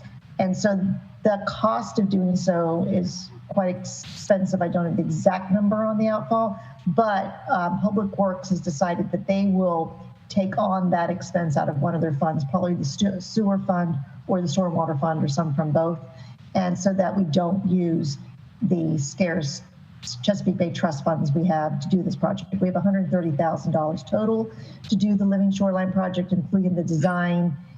We cannot do the entire Living Shoreline projects. We'll do this in phases. We'll do the main portion where the bulkhead is initially, and then the side pieces later, and then future years will connect the Living Shoreline to work that the Spa Creek Conservancy did upstream with a regenerative stream conveyance system. That is a step pool system. And then we can in later years do the improvements on the shore and on the Truxton Park. Well, the trails there that connect across the street to Truxton Park. So this will be a multi-year phased project. We have $65,000 from the Chesapeake Bay Trust, and there was a similar contribution of $65,000 from the Denker Family Foundation, who said that we can expect to see similar contributions to the project in future years. So the RFP should be going out possibly next week for the design phase and construction phase of the Living Shoreline, phase 1. Jackie, yes, that project. So does that mean that the project itself is not planning to do any kind of work on that outfall? That's going to be treated as a separate repair project? That will be part, it has to be part of the project, but it will not be funded through grant monies. The Department of Public Works will use one of their funds to do that work. It would chew up a lot of the grant money to do that. Okay. And it's complicated. It's complicated the design a little bit. Okay, yeah, but it might be appropriate to use some of the watershed restoration fund, at least if the outfall is contributing sediment, or if it could be restored to a point where it does provide a bit more water quality treatment. Right. And so Public Works is determining which fund they're going to use there. Mike might want to weigh in on that, but it definitely has to be incorporated into the plan because it would, we have to address the velocity and volume of water coming from that outfall. So the Living Shoreline project needs to account for that. Yeah. Okay. Something you wanted to add to that? No, I think you're basically correct. I mean, I suspect that because the opportunity for treatment is limited, so it seems like the Watershed Restoration Fund might not be the appropriate funding source for that. The outfall is fairly significant, and I would think that it's largely serving a conveyance function with very little opportunity for water quality. So, we would not try to use as Deputy City Manager Gile mentioned, try to use the grant funds to cover that, because that really would not cover it. It's a pretty expensive expense, a pretty big expense that we would cover from one of our funds. Any other questions on Hawkins Cove? Yay for Public Works for doing that. We're getting it moving. It will happen. The one other issue I wanted to raise was, the RAISE grant, in fact. RAISE stands for Rebuilding American Infrastructure with Sustainability and Equity. And that's money that comes through the Biden bipartisan infrastructure bill. And there are some local and regional grants that are available. And so this is the one that we mentioned earlier during the discussion about the ferry. BG&E contacted the city earlier this week, and I set up a meeting on Tuesday to discuss the possibility of pursuing a RAISE grant with their help. They're looking at the equitable multimodal hub implementation, as I mentioned, the Eastport Terrace and Harbor House communities to serve them primarily, but other residents, of course, could avail themselves of that hub.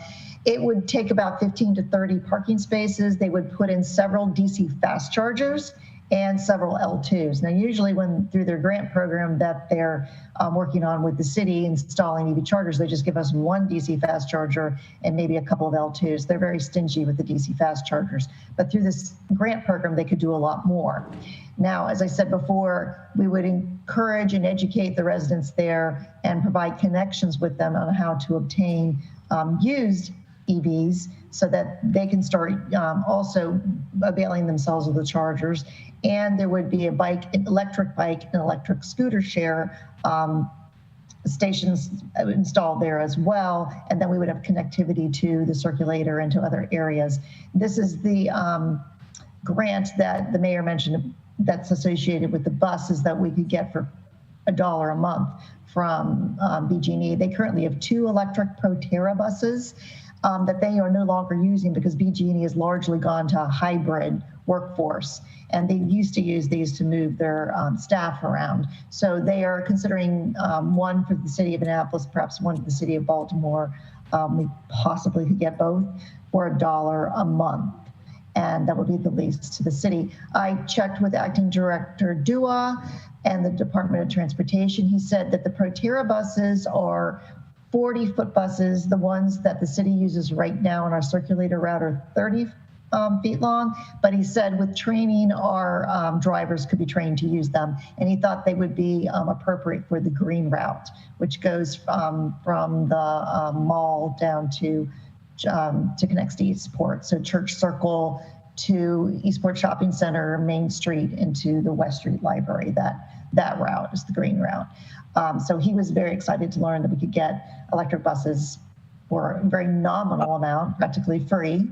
And so as I mentioned before, this grant could be starting at $1 million and above or $5 million, depending on whether the city is the lead and applies alone, or if we combine as a regional grant with perhaps the city of Baltimore and apply for a larger amount of money.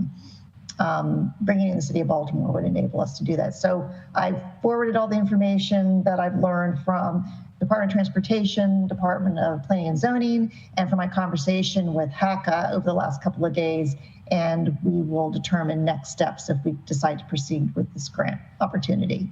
But this would tie in nicely with the mayor's micromobility project, and it also provides a lot more equity in delivery of transportation services and especially electric opportunities. And the idea is to tie these routes to recreational and job centers so that residents who don't have cars, can't afford cars, have other means to get around the city.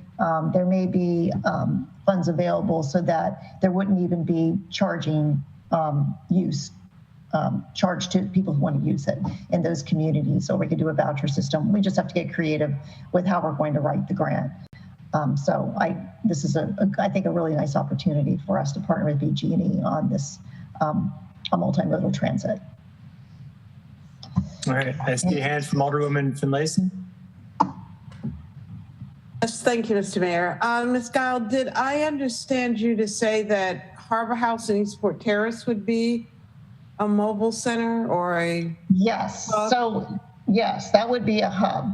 So this for the equitable multimodal hub application, we would decide on one location or the other, but they would be the main beneficiaries. It would be targeted to getting them to use the multimodal hub. Now, if someone wanted to come in and charge overnight when the chargers weren't in use by the scooters or the bikes or electric vehicles that are dedicated to that neighborhood, that's part of that people from outside the neighborhood could come in and do that. There were also, BG&E has also thought a good idea would to be dedicate some EV vehicles as neighborhood car shares for those communities as well. So you are talking in part about residents being able to charge their vehicles and these. Have we done a survey to determine how many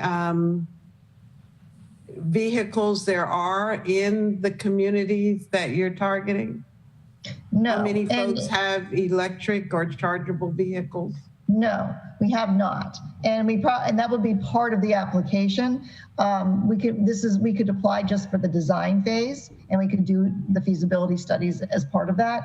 But also, it's kind of a do the chicken or the egg, kind of first thing. And thing is, if we don't have charging ability for people in these communities, they're not likely to get an electric car, even a used electric car. So we need to make the infrastructure available so that people can buy cars and have, because it's shown that people won't travel far. I mean, right now we have some of our EV charging stations are at libraries and other places like that where people have to travel. If you make it more convenient where people just have to step outside or walk down the block, they're more likely to purchase electric vehicles or lease them. And part of this grant program, I think part of our responsibility would be to educate the communities where we're targeting about electric vehicles, about used electric vehicles, and make connections with them about leasing opportunities and how to acquire a used electric vehicle. I guess the other side of that would be to identify where the problem exists and then providing a solution.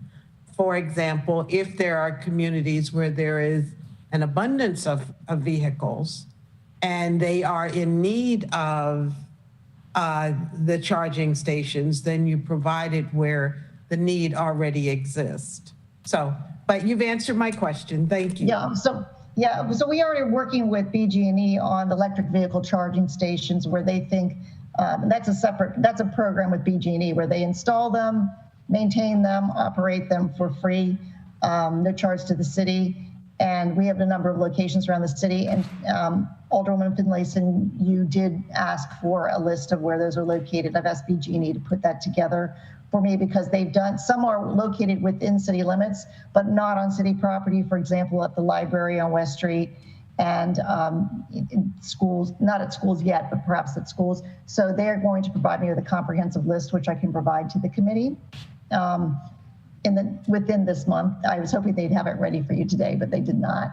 But this grant, the RAISE grant, is targeted at lower income communities. So if we put this in a low income community that is considered historically disadvantaged, there's other criteria we have to meet, then the federal match requirement of 20%. So the grant is a federal grant of 80%. There's a 20% match. That can be waived or reduced if it's placed in a disadvantaged neighborhood. All right, thank you, Ms. Gild. Any other questions for Ms. Gild? All right, seeing none, thank you for your report. And I'd like to invite Director Johnson forward. I invite him to speak to us about the project. At least Alderman Arnett will remember because we've dealt with this in the past, and it's also a project in your ward. But the St. Luke's has done a restoration project or stream restoration project on their property. I think it's the largest in the city, and started many years ago. And I received a number of emails just about concerns regarding some potential alterations to the project and permitting questions. And so I wanted to invite Director Johnson to give us any kind of update on, because I really hadn't been staying up on this. So Director Johnson, the floor is yours if you have any information you'd like to present to us. Yes, I do. Can you load? I have a bit of a presentation. So next slide, please. Okay, so before I get into the details of the project, I'll just sort of set the stage for the Public Works and what Public Works is charged to do under the city code and through delegation by the state of Maryland. So Title 17 of the city's code requires that every entity who is applying to do any grading of land must first obtain a grading permit from the Director of Planning and Zoning, who's in charge of licensing. This is the superior permit in the city. It trumps the building permit. It is the permit under which all other permits are subsumed. This permit authorizes only the improvements set forth in the application and accompanying drawings to be constructed. The purpose of the permit is to control the grading of lands, as well as it has a secondary and very important role, vital role, to protect abutting or adjacent properties from any collateral effects associated with construction on the permitted land. It also it ensures that sites comply with the regulatory framework of the state of Maryland and the United States and the state of Maryland, which is the COMAR Title 26, as well as the Maryland Standards for Soil and Erosion Sediment Control and Subtitle 4 of the Environmental Article of the Annotated Code of the state of Maryland. Next slide, please. Okay, so just to get into the project, the St. Luke's Church Restoration of Nature Project, that's its name. It was issued a grading permit number GRD 15-0034. The work limits are seem to be from Bay Ridge Avenue between Monroe and Street and Fairview Avenue. The total area of the site was 5.1 acres, and the total disturbed area was a little over a little under 4.5 acres, 4.48 acres. The project is primarily a regenerative step pool storm conveyance system. I'll speak a little bit about that for those who are not very familiar with that. And the regenerative step pool storm conveyance systems are used to safely convey stormwater runoff from developed areas to streams while at the same time improving water quality and replenishing the shallow groundwater. So next slide, please. So this graphic here kind of demonstrates what the regenerative step pool system really does. On the left, the graphic is meaning to indicate that here you have a fast moving stream without any impediments. And the water does not have time to sort of percolate into the soil. It has enough energy to be erosive in its behavior, and it transports a lot of silt, and so fouls the receiving water bodies ultimately. So there are lots of negatives with that. On the right-hand side, by sort of creating a meandering path, it absorbs the energy, it slows the water down, gives it more of an opportunity to percolate into the soil where the soil profile can take it. If it is sea soil or better, it can be absorbed by it. And it also allows for vegetation because there's more hydration, more vegetation to be grown along the embankments. And it's a very good approach and very intelligent way to deal with stormwater DMP. Next slide, please. And this is an example here in Annapolis of one. We have several, including one that's being built at our Public Works maintenance yard. It's currently under construction. And you can see that they use boulders and a meandering path with filter media to basically sort of slow the water down, create pools and give it a chance to percolate into the soil. And it's a really good feature. It can accommodate very intense storms as high as the 100-year storm quite efficiently and properly designed. Next slide, please. So basically, there's, just to clear the air, there's been a lot of miscommunication on what the Public Works position has been. The Public Works has always felt that this is a very good project with many beneficial effects on the environment or to the environment, as I sort of mentioned briefly before. And we have no issues with the installation of these types of systems. In fact, our maintenance yard, which is currently under construction, this is a photograph of our SPSC system that is currently under construction. In fact, it has been constructed. This was early on while it was under construction. And it was modeled correctly, designed correctly, and built in accordance with the requirements of the grading permit. And we've had no issues at all with this. Next slide, please. Could you go advance? So some of the problems throughout much of the construction, the applicant failed to comply with the requirements of their grading permit. And in recent history over the past few months, fairly recent history, this body has really sort of made it clear that the grading permit, and correctly, that the grading permit is really a non-negotiable item. The contractor, the developer must comply with the grading permit. It is not an option. It is statutory. The department has no latitude to modify the permit. I mean, you can make a formal application for a change to the permit, but once the permit is in effect, it is the governing document that is used to control the work. Next slide. Some of the more egregious things that occurred is that several of the drainage features were constructed without prior approval or calculations to support their function.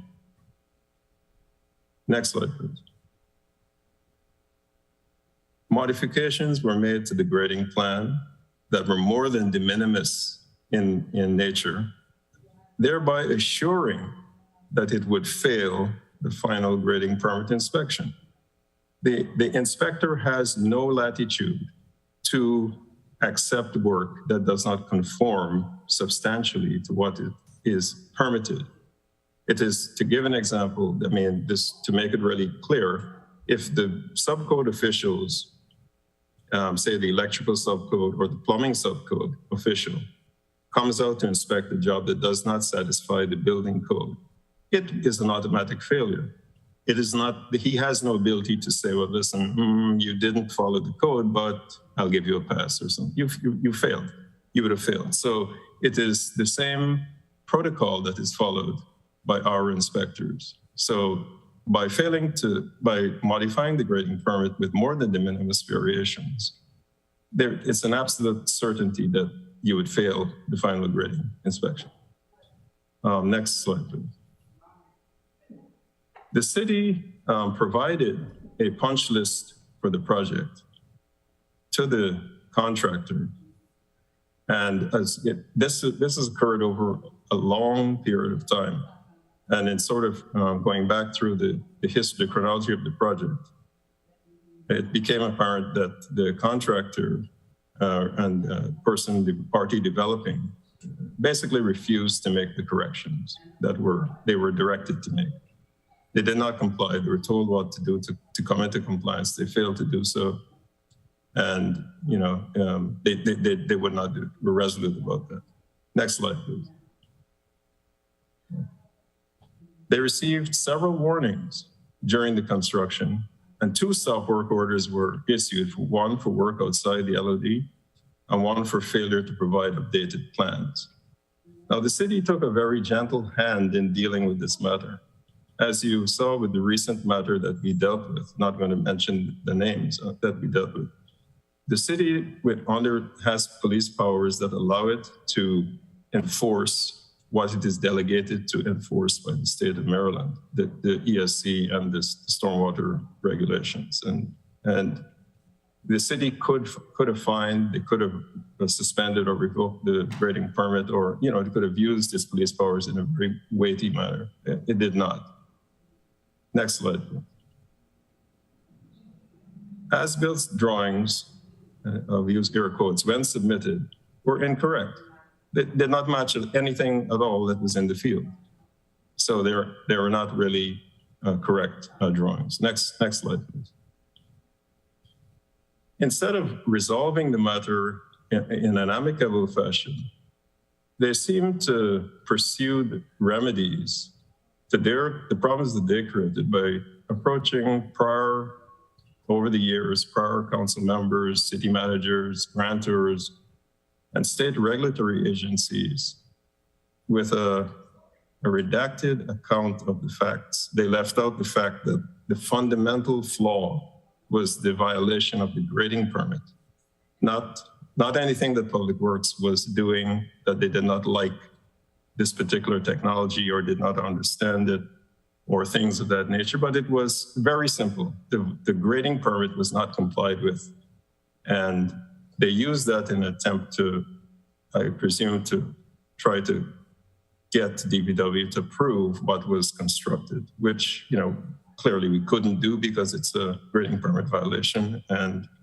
we don't have the ability not to follow the law. We would not follow the law. Next slide, please. So we took many steps to try to help this particular applicant close this project out. So we met with the applicant, their engineer, and their contractor in an attempt to, point out exactly what was needed to sort of bring the project to closure. Next slide, please. Next line, please. A detailed memo was prepared and provided to the applicant detailing the steps the city was requiring them to perform. Next slide, please. No citations for grading permit violations have been issued over the more than nearly 7 years, if I looking at the current, my assessment of the chronology is correct. So the city, as I mentioned, did not exercise the police powers available to it in dealing with this particular applicant and their egregious violations. Next slide, please. And to date, the applicant has failed to perform the work that they've been once again told to perform. Next slide, please.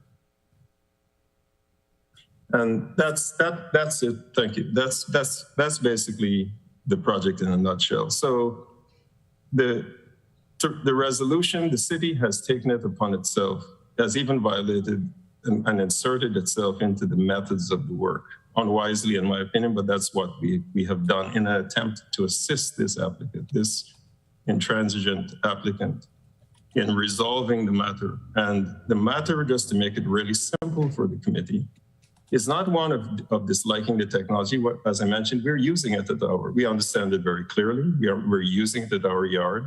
It's designed to take the 100-year storm.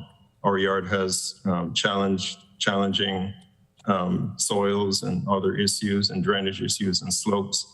And it works very well. It was felt to be a technology that would benefit us greatly. So we do understand it. We do support it.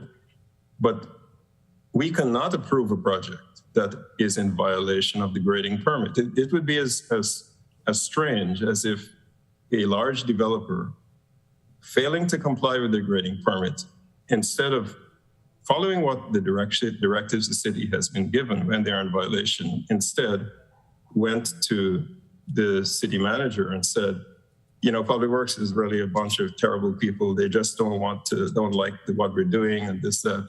That's sort of misrepresenting in a terrible way exactly what is going on. It is a grading permit violation that has caused this project to be in abeyance for this extensive period of time. Now, I have made changes since I've been working on this. I've made changes in terms of being more rigorous with the enforcement of these sorts of violations. And I'm still committed to working with this particular applicant in a way that is not very heavy-handed. But our new protocol, as which this committee is very familiar with, has a lot of teeth in it for grading permit violations. And it is always an option for the city to pursue that. But I would rather they comply. We have given them the remedy, and we are asking them to construct it. I mean, but there's only so much that we can do before our hands are sort of forced into a more enforcement, firm enforcement policy, posture that we would have to take. Because it is a grading permit violation. If you remove this particular applicant and you replace it with any other, they couldn't come and argue against what they're being told to do if they're in violation of the permit. If they have steep slopes that aren't stabilized, or stockpiles that aren't stabilized, or any other violation of soil leaving or turbidity leaving the site, they couldn't come and argue or try to say, well, listen, could you get Public Works off our back? These guys are terrible people. I mean, and that's sort of what is going on. And it's really absorbing and has absorbed an inordinate amount of staff time. I mean, I think the staff are really frustrated in dealing with this matter for the length of time that it's been ongoing, right? And I think the city tried an experiment to be kinder and gentler with applicants like this, but I think 7 years is too long. The experiment hasn't really worked, in my opinion, because we're not getting closure on these projects. And it has nothing to do with the merits of the technology and the watershed credits and benefits to the watershed and so on. It's a grading permit violation that is really the sticking point with this. And we don't have any latitude in not complying with the state law. We're delegated to do so, and we will do so. And that's all I have to say on that.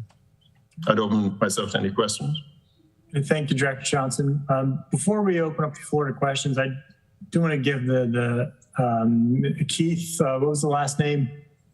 I believe somebody with the applicant wanted to have a few remarks to say. So I think we'd like to hear from them, and then we can just talk about the whole issue if we have questions. So Mr. Binstead. Yes, thank you for opening up the floor to myself. And yeah, thank you for... Could you just explain give your address and your association and background, and then you can go forward with your remarks. Thank you. Of course. Yes, my name is Keith Binstead. I'm the lead designer at Underwood & Associates, which was the design, and construction contractor at the St. Luke's project that we were just discussing. My address is 1112 Severn View Drive in Crownsville, Maryland. My background, like I mentioned, I'm the lead designer here. I studied ecological engineering in college and have been working with Underwood Associates for 6 years, which is as long as this project has been going on, as mentioned by Director Johnson. I wanted to take the opportunity to comment in response to a few of the points Director Johnson made in his presentation just a few moments ago. I won't be able to contradict everything here because obviously he did not, just excuse me for a moment. It's last minute for me to be attending this meeting. But okay, so addressing the punch list comment, I wanted to make note that the punch list was provided by the city in 2019, at which point we submitted responses to the punch list, I believe in a month or so, which is fairly timely, asking direction on how to proceed with a handful of items. I believe the punch list was, let's call it 15 items long. 10 of them we agreed to, and 5 we asked for clarification on. Obviously, don't quote me on those numbers. I'm just throwing them out there as an example. It went until 2021 before we heard a response to that punch list. I do thank you for gentle hands with the applicant. I appreciate that. Responding to the as-built, the and I quote, as-built didn't match anything at all. I do take offense to that, as I was. Did we just lose him? I don't see him on my screen anymore. Yes, we actually did lose him. All right, well, we'll give him a few. He's back. Oh, there he is. Mr. Binstead, you're back. We lost you when Sorry you're about that. the as-builts. Yes. So responding to the as-built didn't match anything at all. I oversaw the survey and the drawing of those as-builts, and they do match the site to my professional opinion and my, I stake my my honor on it, or whatever you want me to stake on it.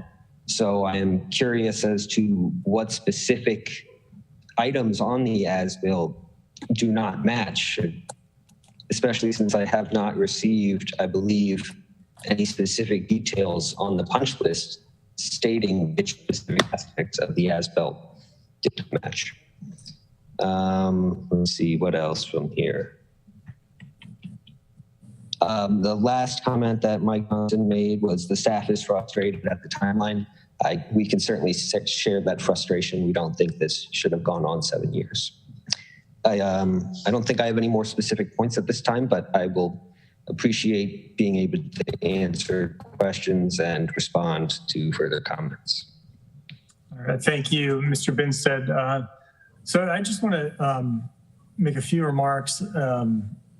So just to start off, I say I'm certainly not looking for back and forth between department and applicant at this venue. I think we should deal with that in a separate venue.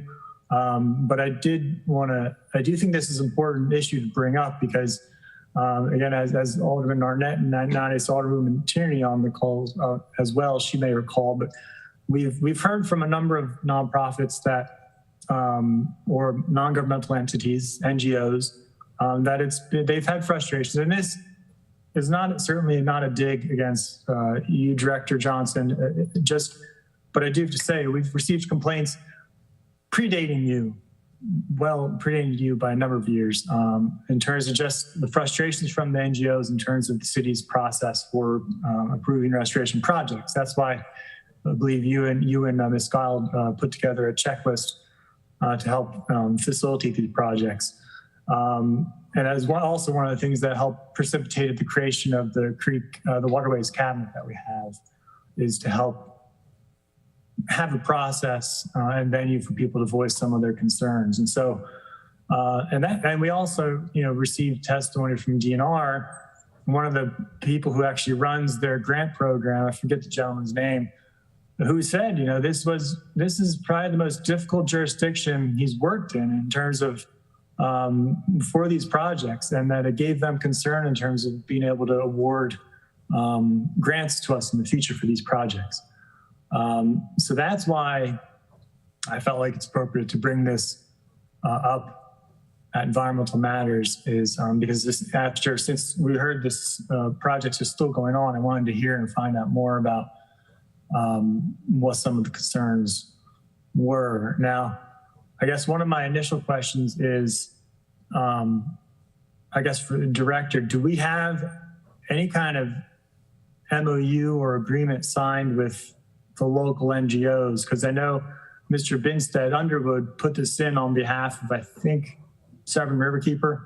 But regardless, I know Severn Riverkeeper is one of the groups that puts restoration projects in the city, as well as perhaps the South River Federation, because we're also in their watershed. So do we have an agreement with them? Because regarding setting expectations, because that's one thing we do in the county is we have MOUs signed with these NGOs that clearly lay out expectations and what happens if things break down. So that might be one thing to help if we don't have it in place. So do we have anything like that currently?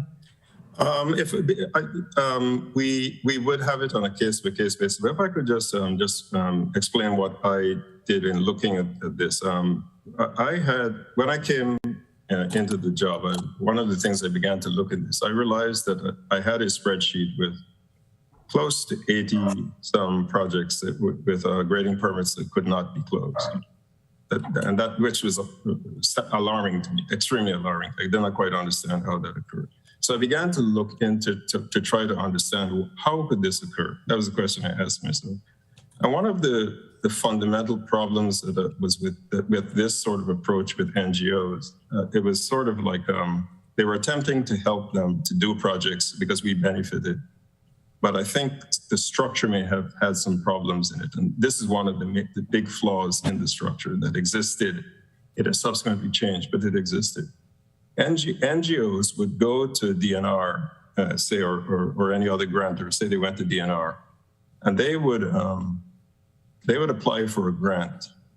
And while they applied for the grant, before they applied for the grant, they had no conversation with the city to understand what the city's requirements were pursuant to as-built drawings, the quality of as-built drawings that we wanted, reviews and other sorts of submissions that were submittals that are part and parcel of developing the plan.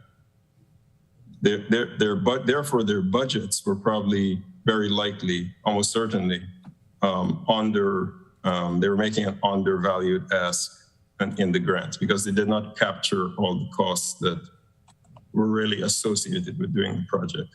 Secondly, there was little coordination between the staff and the parties doing the design or doing the project at key points that would avoid these sorts of problems. The best way to deal with something like this is to have close interaction between the project, the engineers, the stormwater engineers, and the person developing the project, so that if features are desired to be put in place or whatever, you tell them what the requirements are. You have a come to meeting of the minds, and then you move forward with your grading permit and you build what is permitted, and our inspection then is flawless once you more or less build it. You really wouldn't have major problems. Those elements were missing. So I reconstituted the entire structure, and I did make a presentation to the TR committee on this, I believe several months ago, on what the new structure is. I also did one with DNR as to what the new structure is for dealing with not-for-profits. And we are requiring them to meet with us prior to applying for the grant. Don't get a grant and come to the city and say, I have money and I'd like to do a XYZ project, because it's going to end up in the kind of way you don't understand all the requirements, you don't understand all the costs, and you're going to end up with a project that is probably not going to be able to pass the inspection because you have not really budgeted for it. I mean, these are not entities that have large war chests that can, like a developer might, where they can sort of absorb costs and pass it on somehow to customers. They're going off whatever the grant money is that they've received. So that flaw I have corrected.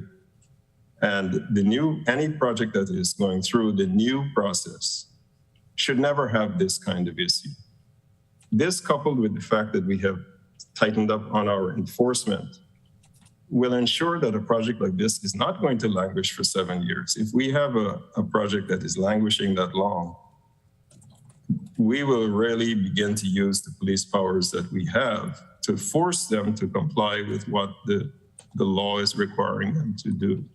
We are serving in purely an enforcement role. We are not designing the project. We're not putting our thumb on the scale as to whether you should use this technology or that technology as much, because lots of things can work and work really well, but we have a regulatory function which is granted us, which is given us by the state. The state could take it back if we don't do it, if we don't do our job. So it is important for us to have the ability to be delegated to do this sort of work. So we would then just enforce it. But as everyone knows with me, I'm not a person who comes in the sort of like very hard way at folks. I'd rather try to come to a meeting of the minds. And I think that the new process that we have developed would eliminate these sorts of issues. But we do have the problem of these legacy projects, which we are attempting to try to close out, this being one of them. This is not the only one, this being one of them. And when we are working with the applicant who is out of compliance with their grading permit, it behooves them to comply with what we are asking them to do. They are misunderstanding our role. They think we are not their chum, their buddy. We are the regulators. We are the local regulator. When we are asking you, we're asking you nicely to comply with the permit. But I mean, it's only so nice. We can only be so nice before we are not doing our job. Right? If we did this with the large development site that was a problem, how would people react? They'd be going crazy. They think we're crazy. If a developer, anyone building, could violate Title 17, could violate Comar 26, could violate other state statutes, which we are delegated to enforce. You know, it's really that sort of matter that we have to try to. There has to be an understanding that this is not. I heard Mr. Vincent say that they had a different thought on the punch list. I've never even heard of that. When you're given the punch list, you do what's on the punch list. I mean, that's it. That's anyone who's in construction knows that. We're not having a debate as to whether or not you should do this or that, or you feel you should do this, or the permit is stupid or what. You're misunderstanding. That is not the role we are playing. We're not peers in this matter. We are the regulator. We are the regulator. We're not trying to stop your job, but we have a regulatory role to play, which we are attempting to do. All right. Now, the city might have been a bit kinder and gentler, too kind and gentle, to allow this to languish for this period of time.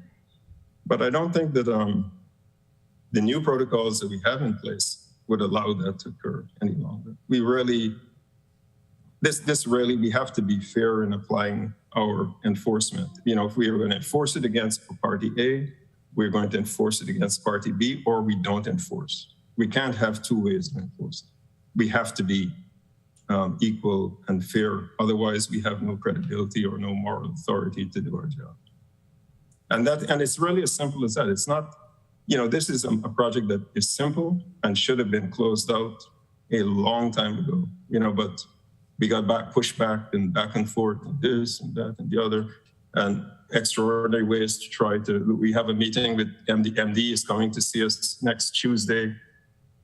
You know, they want to talk about the job. They've gotten some other rendition of what has occurred. When really the crux of the matter is it's a grading permit violation. And that is the thing that is delaying the job. There's nothing else that is delaying the job. We are not weighing in on whether or not it should work. And if the applicant wishes to make modifications, they can't do it. They have to modify the permit. I think, Alderman, you understand this. This is your area of strength. You understand that the permit can be modified, but it has to be formally applied for with supporting documentation. You can't ad hoc in the field make modifications to the permit. You have changed it to a point where it is impossible for our inspectors to pass it. They are then breaking the law were they to do that. They're participating in malfeasance if they were to do that. And you understand clearly what I'm saying. And for the other members of the committee who are not in the inspection area, the delegation from the state is we are proxies for the state. We are the state doing the inspection, enforcing the statutes. There is no latitude. The statute does not give us latitude to accept work that does not conform to the permit. It's nothing personal. It's the law, and we are following it. And that's really what it's really a simple matter. And to resolve it is so simple. I really tried to work with this applicant from the time I came here, almost the first few weeks I was here, with no results. Right? Promises, but no results. So it's just on some of that. I mean, yeah, I see your point in terms of changes to the grading permit, right? But you are permitted to do red line revisions in the field as long as the inspectors and the agencies can agree, or follow a more formal revision process, like you mentioned.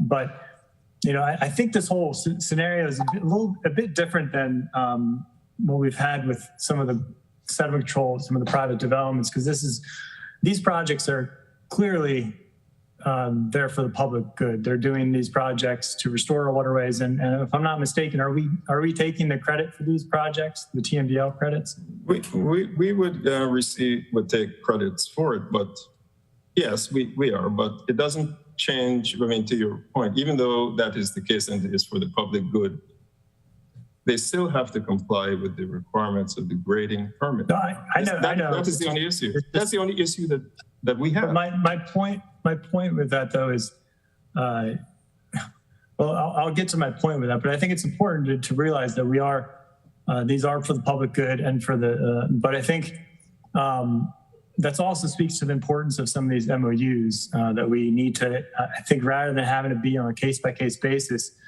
I mean, look, this is what we've done in the county for the past, whatever, it's been 15, 20 years, and it's worked pretty well. We work with Underwood. I've had to go out there and fix some problems that have come out of Underwood projects, but I've also had them come out and fix things for us, right? Sometimes their things work, sometimes they don't. You know, I think, but we need to keep that broader kind of perspective. But I think an MOU with these organizations would clearly set it, because I can send you the template, but in the county is when it clearly sets out what happens when things start to break down, what the requirements are. Because again, you know, one of the things that came up that I was contacted about was a concern that you know, Public Works made changes to this project back in 2020 and did not notify the applicant, and they felt like it undermined the essentially that water was diverted away from the top of the restoration, and that ended up drying out some of the wetlands and killing the plants and disturbing the whole project. No, that's not true. That's not true, though. We made no changes to the project at all. We don't make changes to people's projects. We don't design their projects for them. But what about our infrastructure? Did you redirect stormwater that used to go into the project? They did not have.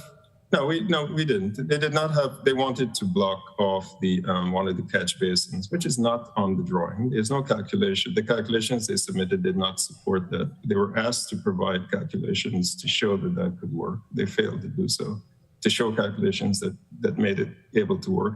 Our recent meeting, they brought a different engineer, I forgot his name, and his calculations, he made some modifications to show that it could work. And in the subsequent memo that was sent to them, we did lay out one of them, that if they chose to block it, there were certain things that they must do.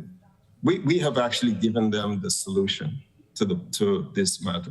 We have provided it line by line, what we are asking them to do. If you do this, we can close the job up. You're done, right? If you want to make future changes, make another application, you'll get a new grading permit, and this time under the new protocol, things will go very smooth. Should go very smooth. But, you know, to sort of sit and argue with the regulator, could we argue with DP? If MD came out and looked at the site and said, listen, you need to do ABC, well, try to have an argument with them and see how that goes. You know, that's not something that you would do, right? I mean, they're doing their job. We're doing our job. We're delegated by them to enforce certain parts of the state code.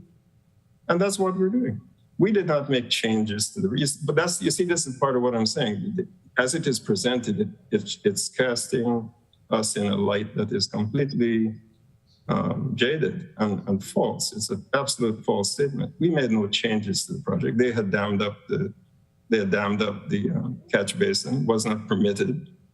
Wasn't in the plans. Not permitted. No calculations to show it. So how could we allow that to occur? That's a grading permit violation. You see, it's really, they're conflating many things, but I'm making it as simple as it is as to really the crux of what the problem is. It is a grading permit violation. Every problem we have on this job stems from the failure to comply with the grading permit, which every applicant doing this kind of work, without exception, in the great city of Annapolis, has to comply with. This is nothing special there are no special cases. Everyone has to comply with it. Yeah, understood. All right, Mr. Binstead, I see your hand up. Did you have something you wanted to contribute responding to that? Yes, thank you. I just wanted to counter a few of the points again. I wanted to mention that unfortunately, I don't have documentation of this because these were conducted in meetings. I do have a meeting minute that relates to this, but so Mike is correct. Mr. Johnson's correct that we had installed sandbags in the storm drain system at the top of the project as a temporary measure while we debated the finer points of our calculations. The calculations that we submitted that we discussed in our recent meeting were submitted with our punch list in 2019 and were only seemingly just reviewed in 2021 when we had this meeting. There were no changes to the engineering in that 2-year period. I feel like I had one more. But not really to get into back and forth, but yes, there's no such thing as a temporary measure when you're dealing with permitted work. I mean that there's a misunderstanding of this kind of stuff, right? There's no such diversion. There's no such animal. I mean, do you put up a temporary structure that doesn't satisfy the building code so that it falls down and kills someone? Well, it's a temporary structure, and no, you can't do that. That's not how in the United States. That's not how it's done. You do have temporary diversions. You have temporary dewatering. There are plenty of temporary berms put up for this project. Don't you have to provide calculations to show? I mean, you're dealing with flood waters. You don't just go in and say, I'm going to dam this up and divert the water somewhere else without knowing where it's going to go. Every time you do that, you create a floodplain or a watershed that is affected by what you do. So if I was to block water off here that is supposed to flow, you're going to have a backwater going somewhere. Where is that water going? Is it going into your basement? Sometimes, but you don't always do those kind of calculations. Right. If you have to deal with stormwater management, sometimes you have to put up a berm as a temporary diversion, put up a temporary basin. You can't always plan for these things. But I mean, one of the things that came up, I don't know if these were coming from the punch list, but one of the emails that was sent to me had to deal with some of the maintenance of the actual structure. Like in terms of, it sounded like Public Works was trying to have the church be responsible for maintaining the pipes leaving the inlet, but also the stormwater inlets on, what's that road? Fairfax? I think, Fairfield? Fairview. Pardon. Mm-hmm. Fairview, yeah, that's where the sewer is. Who in general, who's responsible for maintaining this structure? Because I know there were questions about things at the top. There are questions about the inlets. There are questions about the outfall at the end in terms of where it interfaces with Severn House. So who? And it sounded like, I don't know if this is the punch list, but it sounded like they were trying to say the church is responsible for that. The property owner. I think the issues may have to be parsed somewhat. I mean, I think the things in the public right of way, the city would be responsible for maintaining correctly. But if you have portions that are going on to private property, one, Public Works has no authority to cross the public sidewalk to go onto private property to do any maintenance. We are not permitted to do that. So you would have to look and see exactly where. I think they had some structure. I'm sorry. Without an easement, correct. Right, without an easement, yeah. But oftentimes we would not, if it is like a private infrastructure deemed in some way private, we would not really involve ourselves in the maintenance of it. But those are to me, not the cruxes of this. We could always re-examine that. That was a requirement in the memo that was sent. But that's not really the big issue. That's really not the big issue. The big issue is what I mentioned. No, you could work those things out. Those are. I understand it. I think in your mind, the big issue is what you're perceiving as grading permit violations. Yeah. But I do think from my mind anyway, one of the other big issues is maintenance in terms of thinking beyond the permit requirements, who's going to be maintaining this facility in the future. Do we have an agreement? Because again, what I see worded in these requirements, the punch list, is saying that it's going to be the ongoing responsibility of St. Luke's to keep and maintain curb inlets on Monroe Street and Fairview Street clear of debris, and repair and maintain the swales and channels But in terms of maintaining inlets, aren't those public inlets on? Those are public inlets, and yeah, that probably is something that probably should not be in there. That would not really, we would not expect them to be in the public right away attempting to maintain inlets. They don't have the traffic control or even the authority to really do that.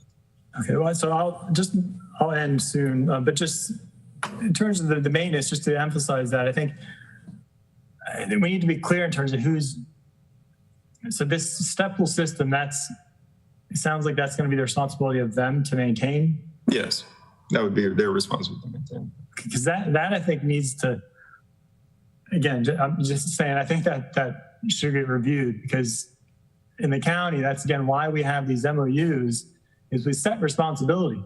And this is too much to put on a responsibility to the shoulders of the private entity, unless it's a private BMP that they have to maintain, that they already know that is constructed like that. But this is a facility where you said we are we're using the credits, the stormwater, credits, but we're expecting them to maintain it. I don't think that's right. And that's why in the county, we do require, the county assumes responsibility of the structures. Sometimes we put the vegetation maintenance on the private entity, but the structures, and that's one of the things I do on my day job, is I maintain these structures. When they have problems, go out there and fix them. So I think that's and that's what we use the county's stormwater fee for. And I think that's something we should look at, is using our fee to maintain these structures. But in partnership with these groups, when we go out there and do these repairs, we contact the NGOs and keep them abreast of these things. But because I think my sense is that's one of the concerns, because it mentioned, the bubbler at the bottom, and I know there are issues with that as well. But it's similar to what the county, I know Anne Arundel County, Montgomery County, they do that. Now, the way they parse it, and we don't have that legislation yet. It's something that I'm working on among the myriad of other things with the stormwater program, is that if you take, say, Montgomery County, I'm not as familiar with Anne Arundel County, but for features like this, they would not do like grass planting or cutting, like the sort of soft maintenance. If you had structural maintenance, like a failure of a major conveyance system, their agreement would allow them to repair that, but they would not say mow the grass or pick up a litter, right? That's not something that their fund would cover. And that seems to be a reasonable way. It works reasonably well for these sorts of BMPs, and that might be something the city might participate in. However, I think that the danger of doing this on an ad hoc basis, whereby you're doing it for this project and this project, is there's likely to be inconsistency in how it's done. My own preference would be to have legislation that sort of identifies what the parameters are for these types of projects, so that it's not subject to particular administrations or directors, or either by the city administrations or public works administrations, where internal policies can change and maybe not be followed or be lost in the arc of time or whatever. But it's part of the legislation. That's something that really, as we go through the stormwater exercise, it's one of the many things that we have to look at, and that would be how I would approach it. I'm not in favor of these ad hoc, sort of doing it for St. Luke's and then doing it for Bob's project and Mary's project and so on like that, because that's the road to ruin right there. We're not going to be consistent, and it's going to be messy and less efficient than if we did it consistently. Yeah. But your point is a good one. And and for sure, that's the benefit of the MOU. So I've spoken too long, so I'd like to go over to my colleagues for a bit. I see Alderman Arnett first up, but whoever wants to go first, go ahead. Sheila? Ross, your hand was up first, Ross, so you go. So I have to, in full disclosure, this is a project that is near and dear to my heart.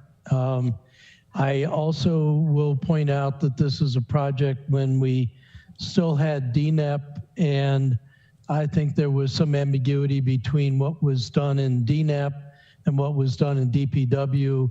And Maria Broadbent was a great partner for me in helping shepherd this through. But I fully agree with Director Johnson. We have to have the same rules and the same processes for everybody. And if we don't, we are going to be an unhappy mess.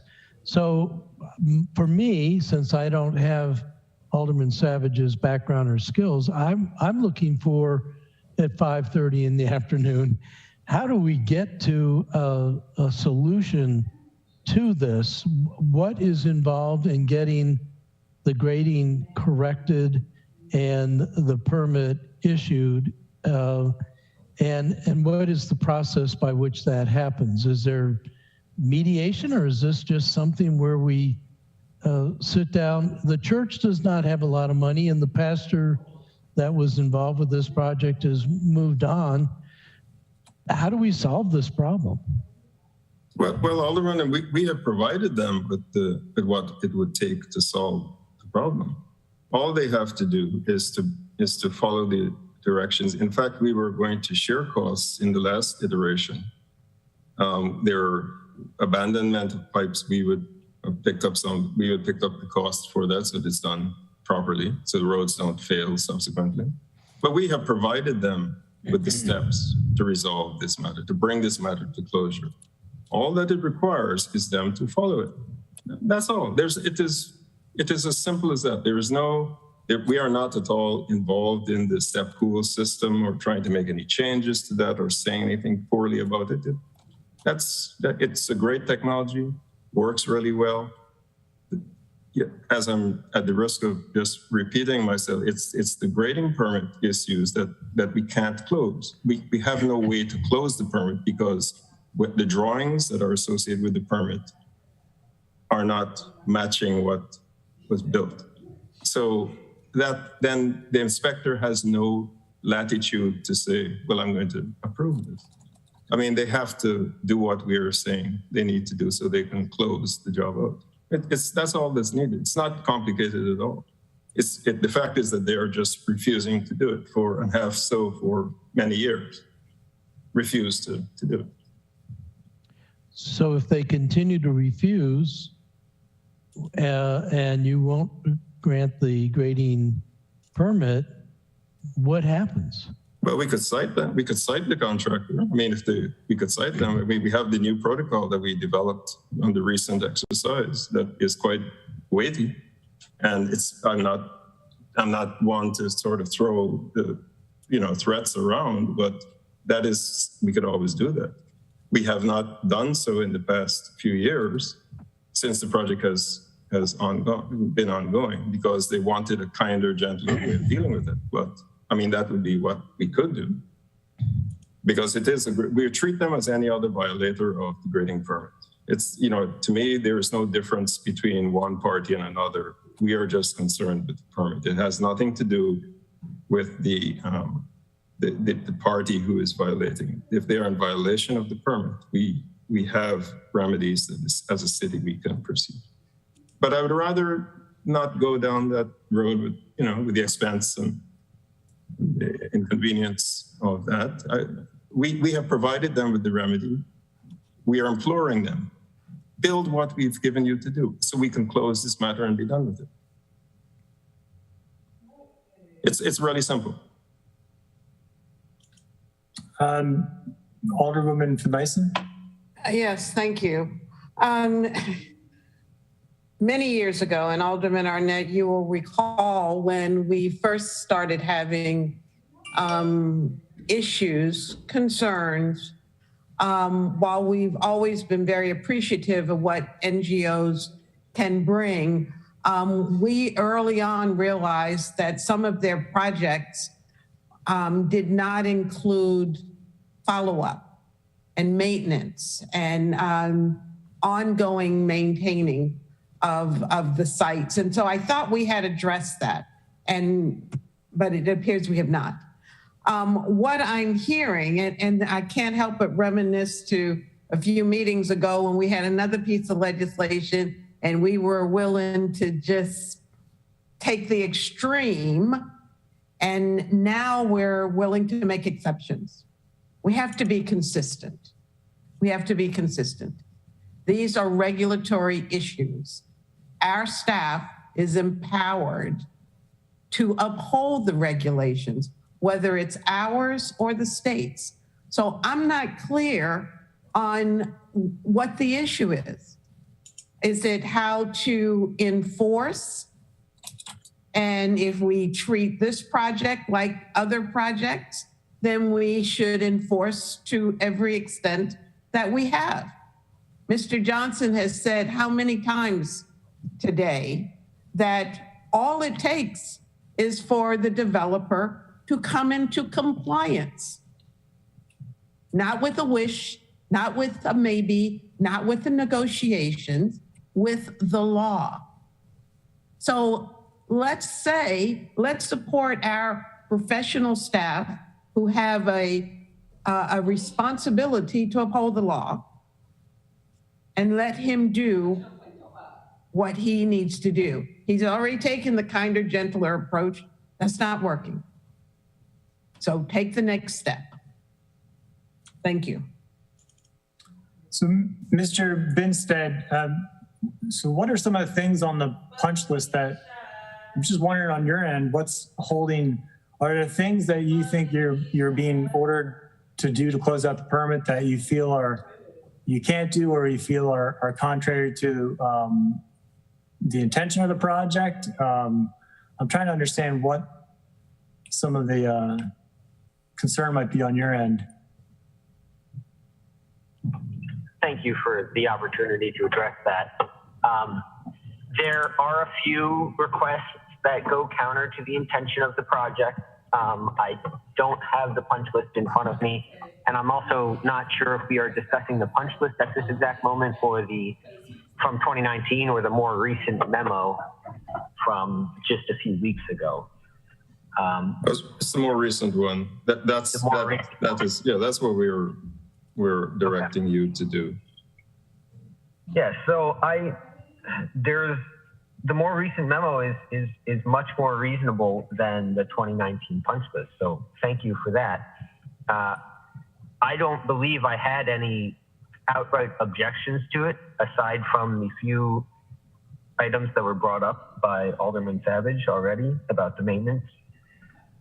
And the few aspects that I did want to clarify, and this may be getting too much into the details, is about the removal of the inlet adjacent to the bubbler as requested by DPW in that memo.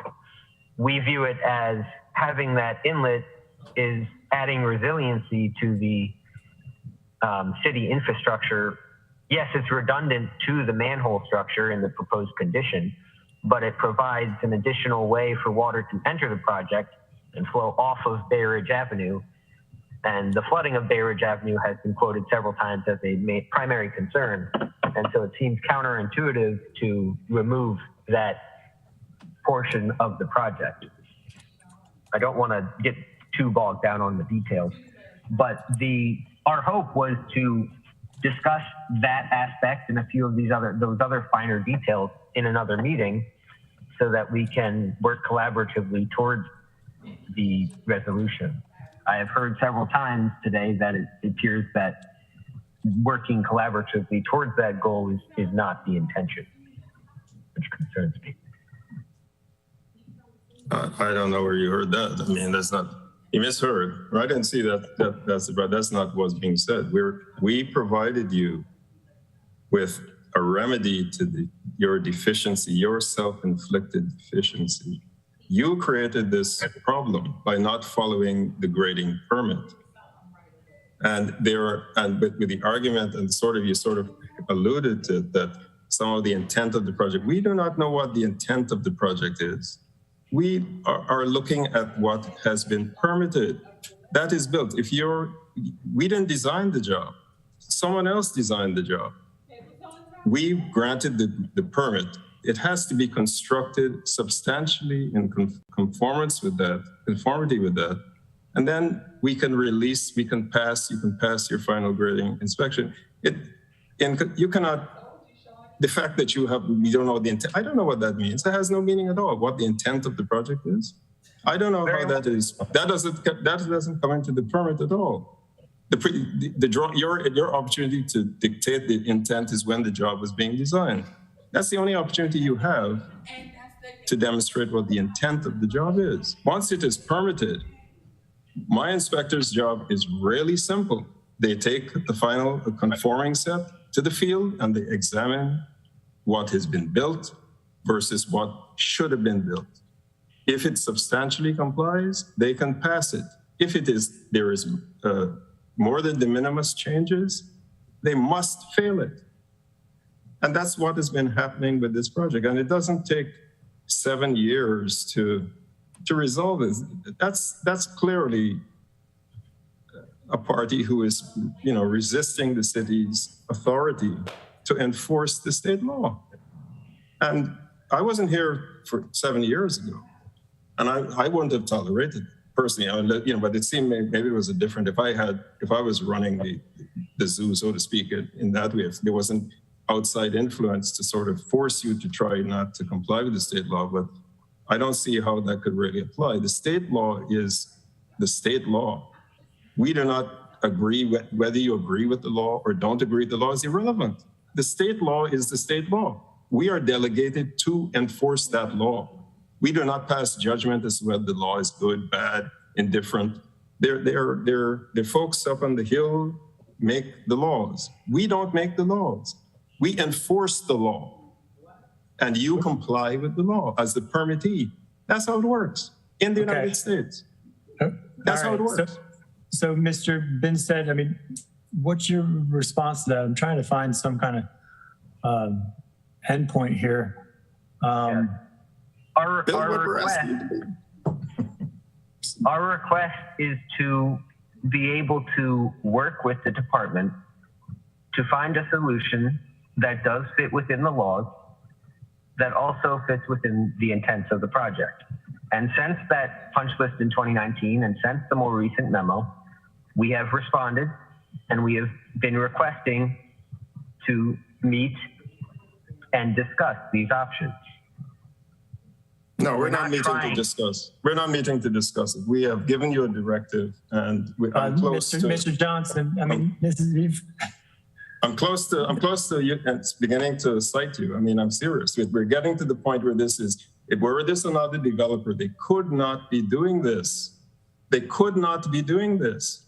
And I don't see what makes this particular applicant special. There are no special cases. Nobody said this applicant is special, Mr. Johnson. No. Nobody said that. He must be special. He's not following the law. You've talked about me putting words in your mouth. Don't put words in my mouth. Okay, I'm sorry. Pardon me. I apologize. Mr. Chair, I'm trying to get information here because I've been contacted by people to hear both sides of the story. I'm hearing all these grading violations, and what I'm seeing in this memo punch list is not a huge amount of violations of the grading permit. There are things that are corrections, but like you've said before to us with the Parkside project, this has got to be a dialogue. Yes, there comes a point in time when you got to put down the hammer and get things finalized. And it's clearly you feel like that's where you are with this project. The applicant's here saying he wants to meet with you and discuss things. I don't know. We had a meeting, Alderman. We did have a meeting, but we had a very lengthy meeting, and coming out of the meeting was the memo that was generated. I was not here in 2019, had nothing to do with the generation of that particular punch list or whatever it was that predated me. But in my involvement in this, we did have a meeting, and we came up with instructions that we wanted them to comply with. But now, as far as the issues of maintaining permit, I think those are issues that we can redact. But the fundamental matters that would allow us to close the permit were laid out in the recent memorandum to the applicant. And no applicant for a grading permit can, when you say that these are not grading issues, these are the grading permit, as I mentioned in the beginning, is superior to all other permits. Building permit, they all are inferior to the grading permit in Annapolis. So the grading permit has all conditions in it. what we are requiring them to do would bring their project to a point where we could legally close the grading permit. What we are being requested to do is to make modifications, ad hoc modifications to the grading permit, which we have no authority or ability to do. I understand, and maybe I'm not being sent all the information, but I don't see very many references to here's where the plan says you need to do X, you're not doing X. I don't see that reference in this document so I don't know, maybe there's confusion. Most of it has to do with maintenance and rebuilding structures and things like that. But in any case, we're trying to help them to close this out. I mean, it's all subsumed within. I'm not sorry. I didn't mean to cut off your point. Please finish what you're saying. Okay, thank you. It's all subsumed under what is being taken from the drawings, and it will allow the inspector to close this project out. That has been languishing for 7 years. It is not believable to say, well, I did not understand. The applicant who speaks English, and we speak English, for 7 years has failed to understand what the city is directing them to do. That's not believable. That defies belief. They are clearly, resolutely refusing to comply because the city has taken this kinder, gentler way of dealing with them and not citing them as they would a bigger developer or a more prominent developer. They're not hesitant to do that. In fact, they can use their police powers to quite a significant extent, but they haven't done it with these smaller applicants. And they are sort of then taking that as, somehow the city lacks the will to force them to do it. Well, we could have a debate with you on the permit. No, you can't. The permit is not, the permit is the state law. You must comply. You must comply. Mr. Chair, I think we've gone beyond the parameters of policymaking. I would suggest that we turn this over to our legal department and let them work it out. But we're the policymakers, and we're getting into a level of discussion that goes beyond our scope. So I would make a motion, if there's no further business, that we adjourn. Second. All right. Well, I hear you. But again, I've tried to outline the larger policy issues, which I felt like warranted bringing this to the committee. We've heard from our constituents about concerns. This is, again, one of the primary reasons the Creek Cabinet was set up.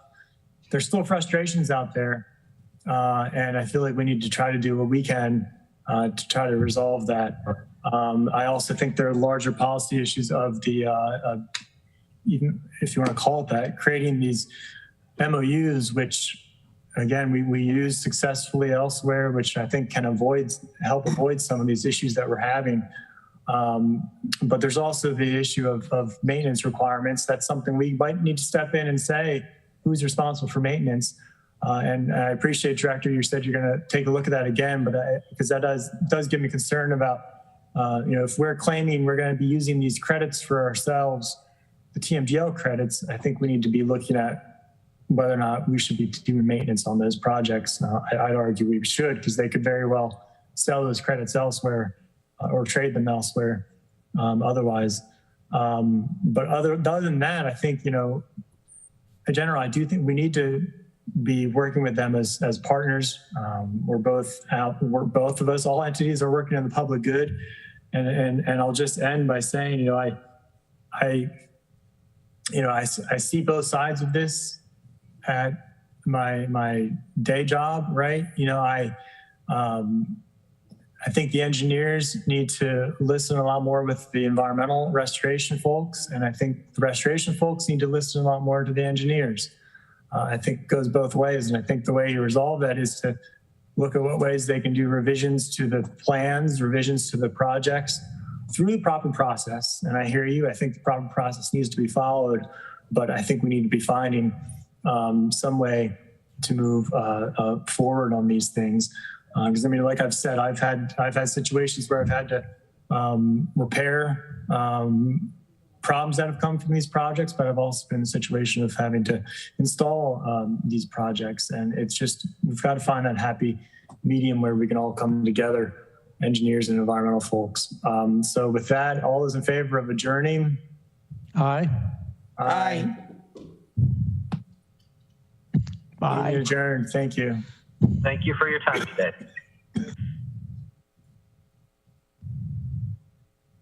Ross?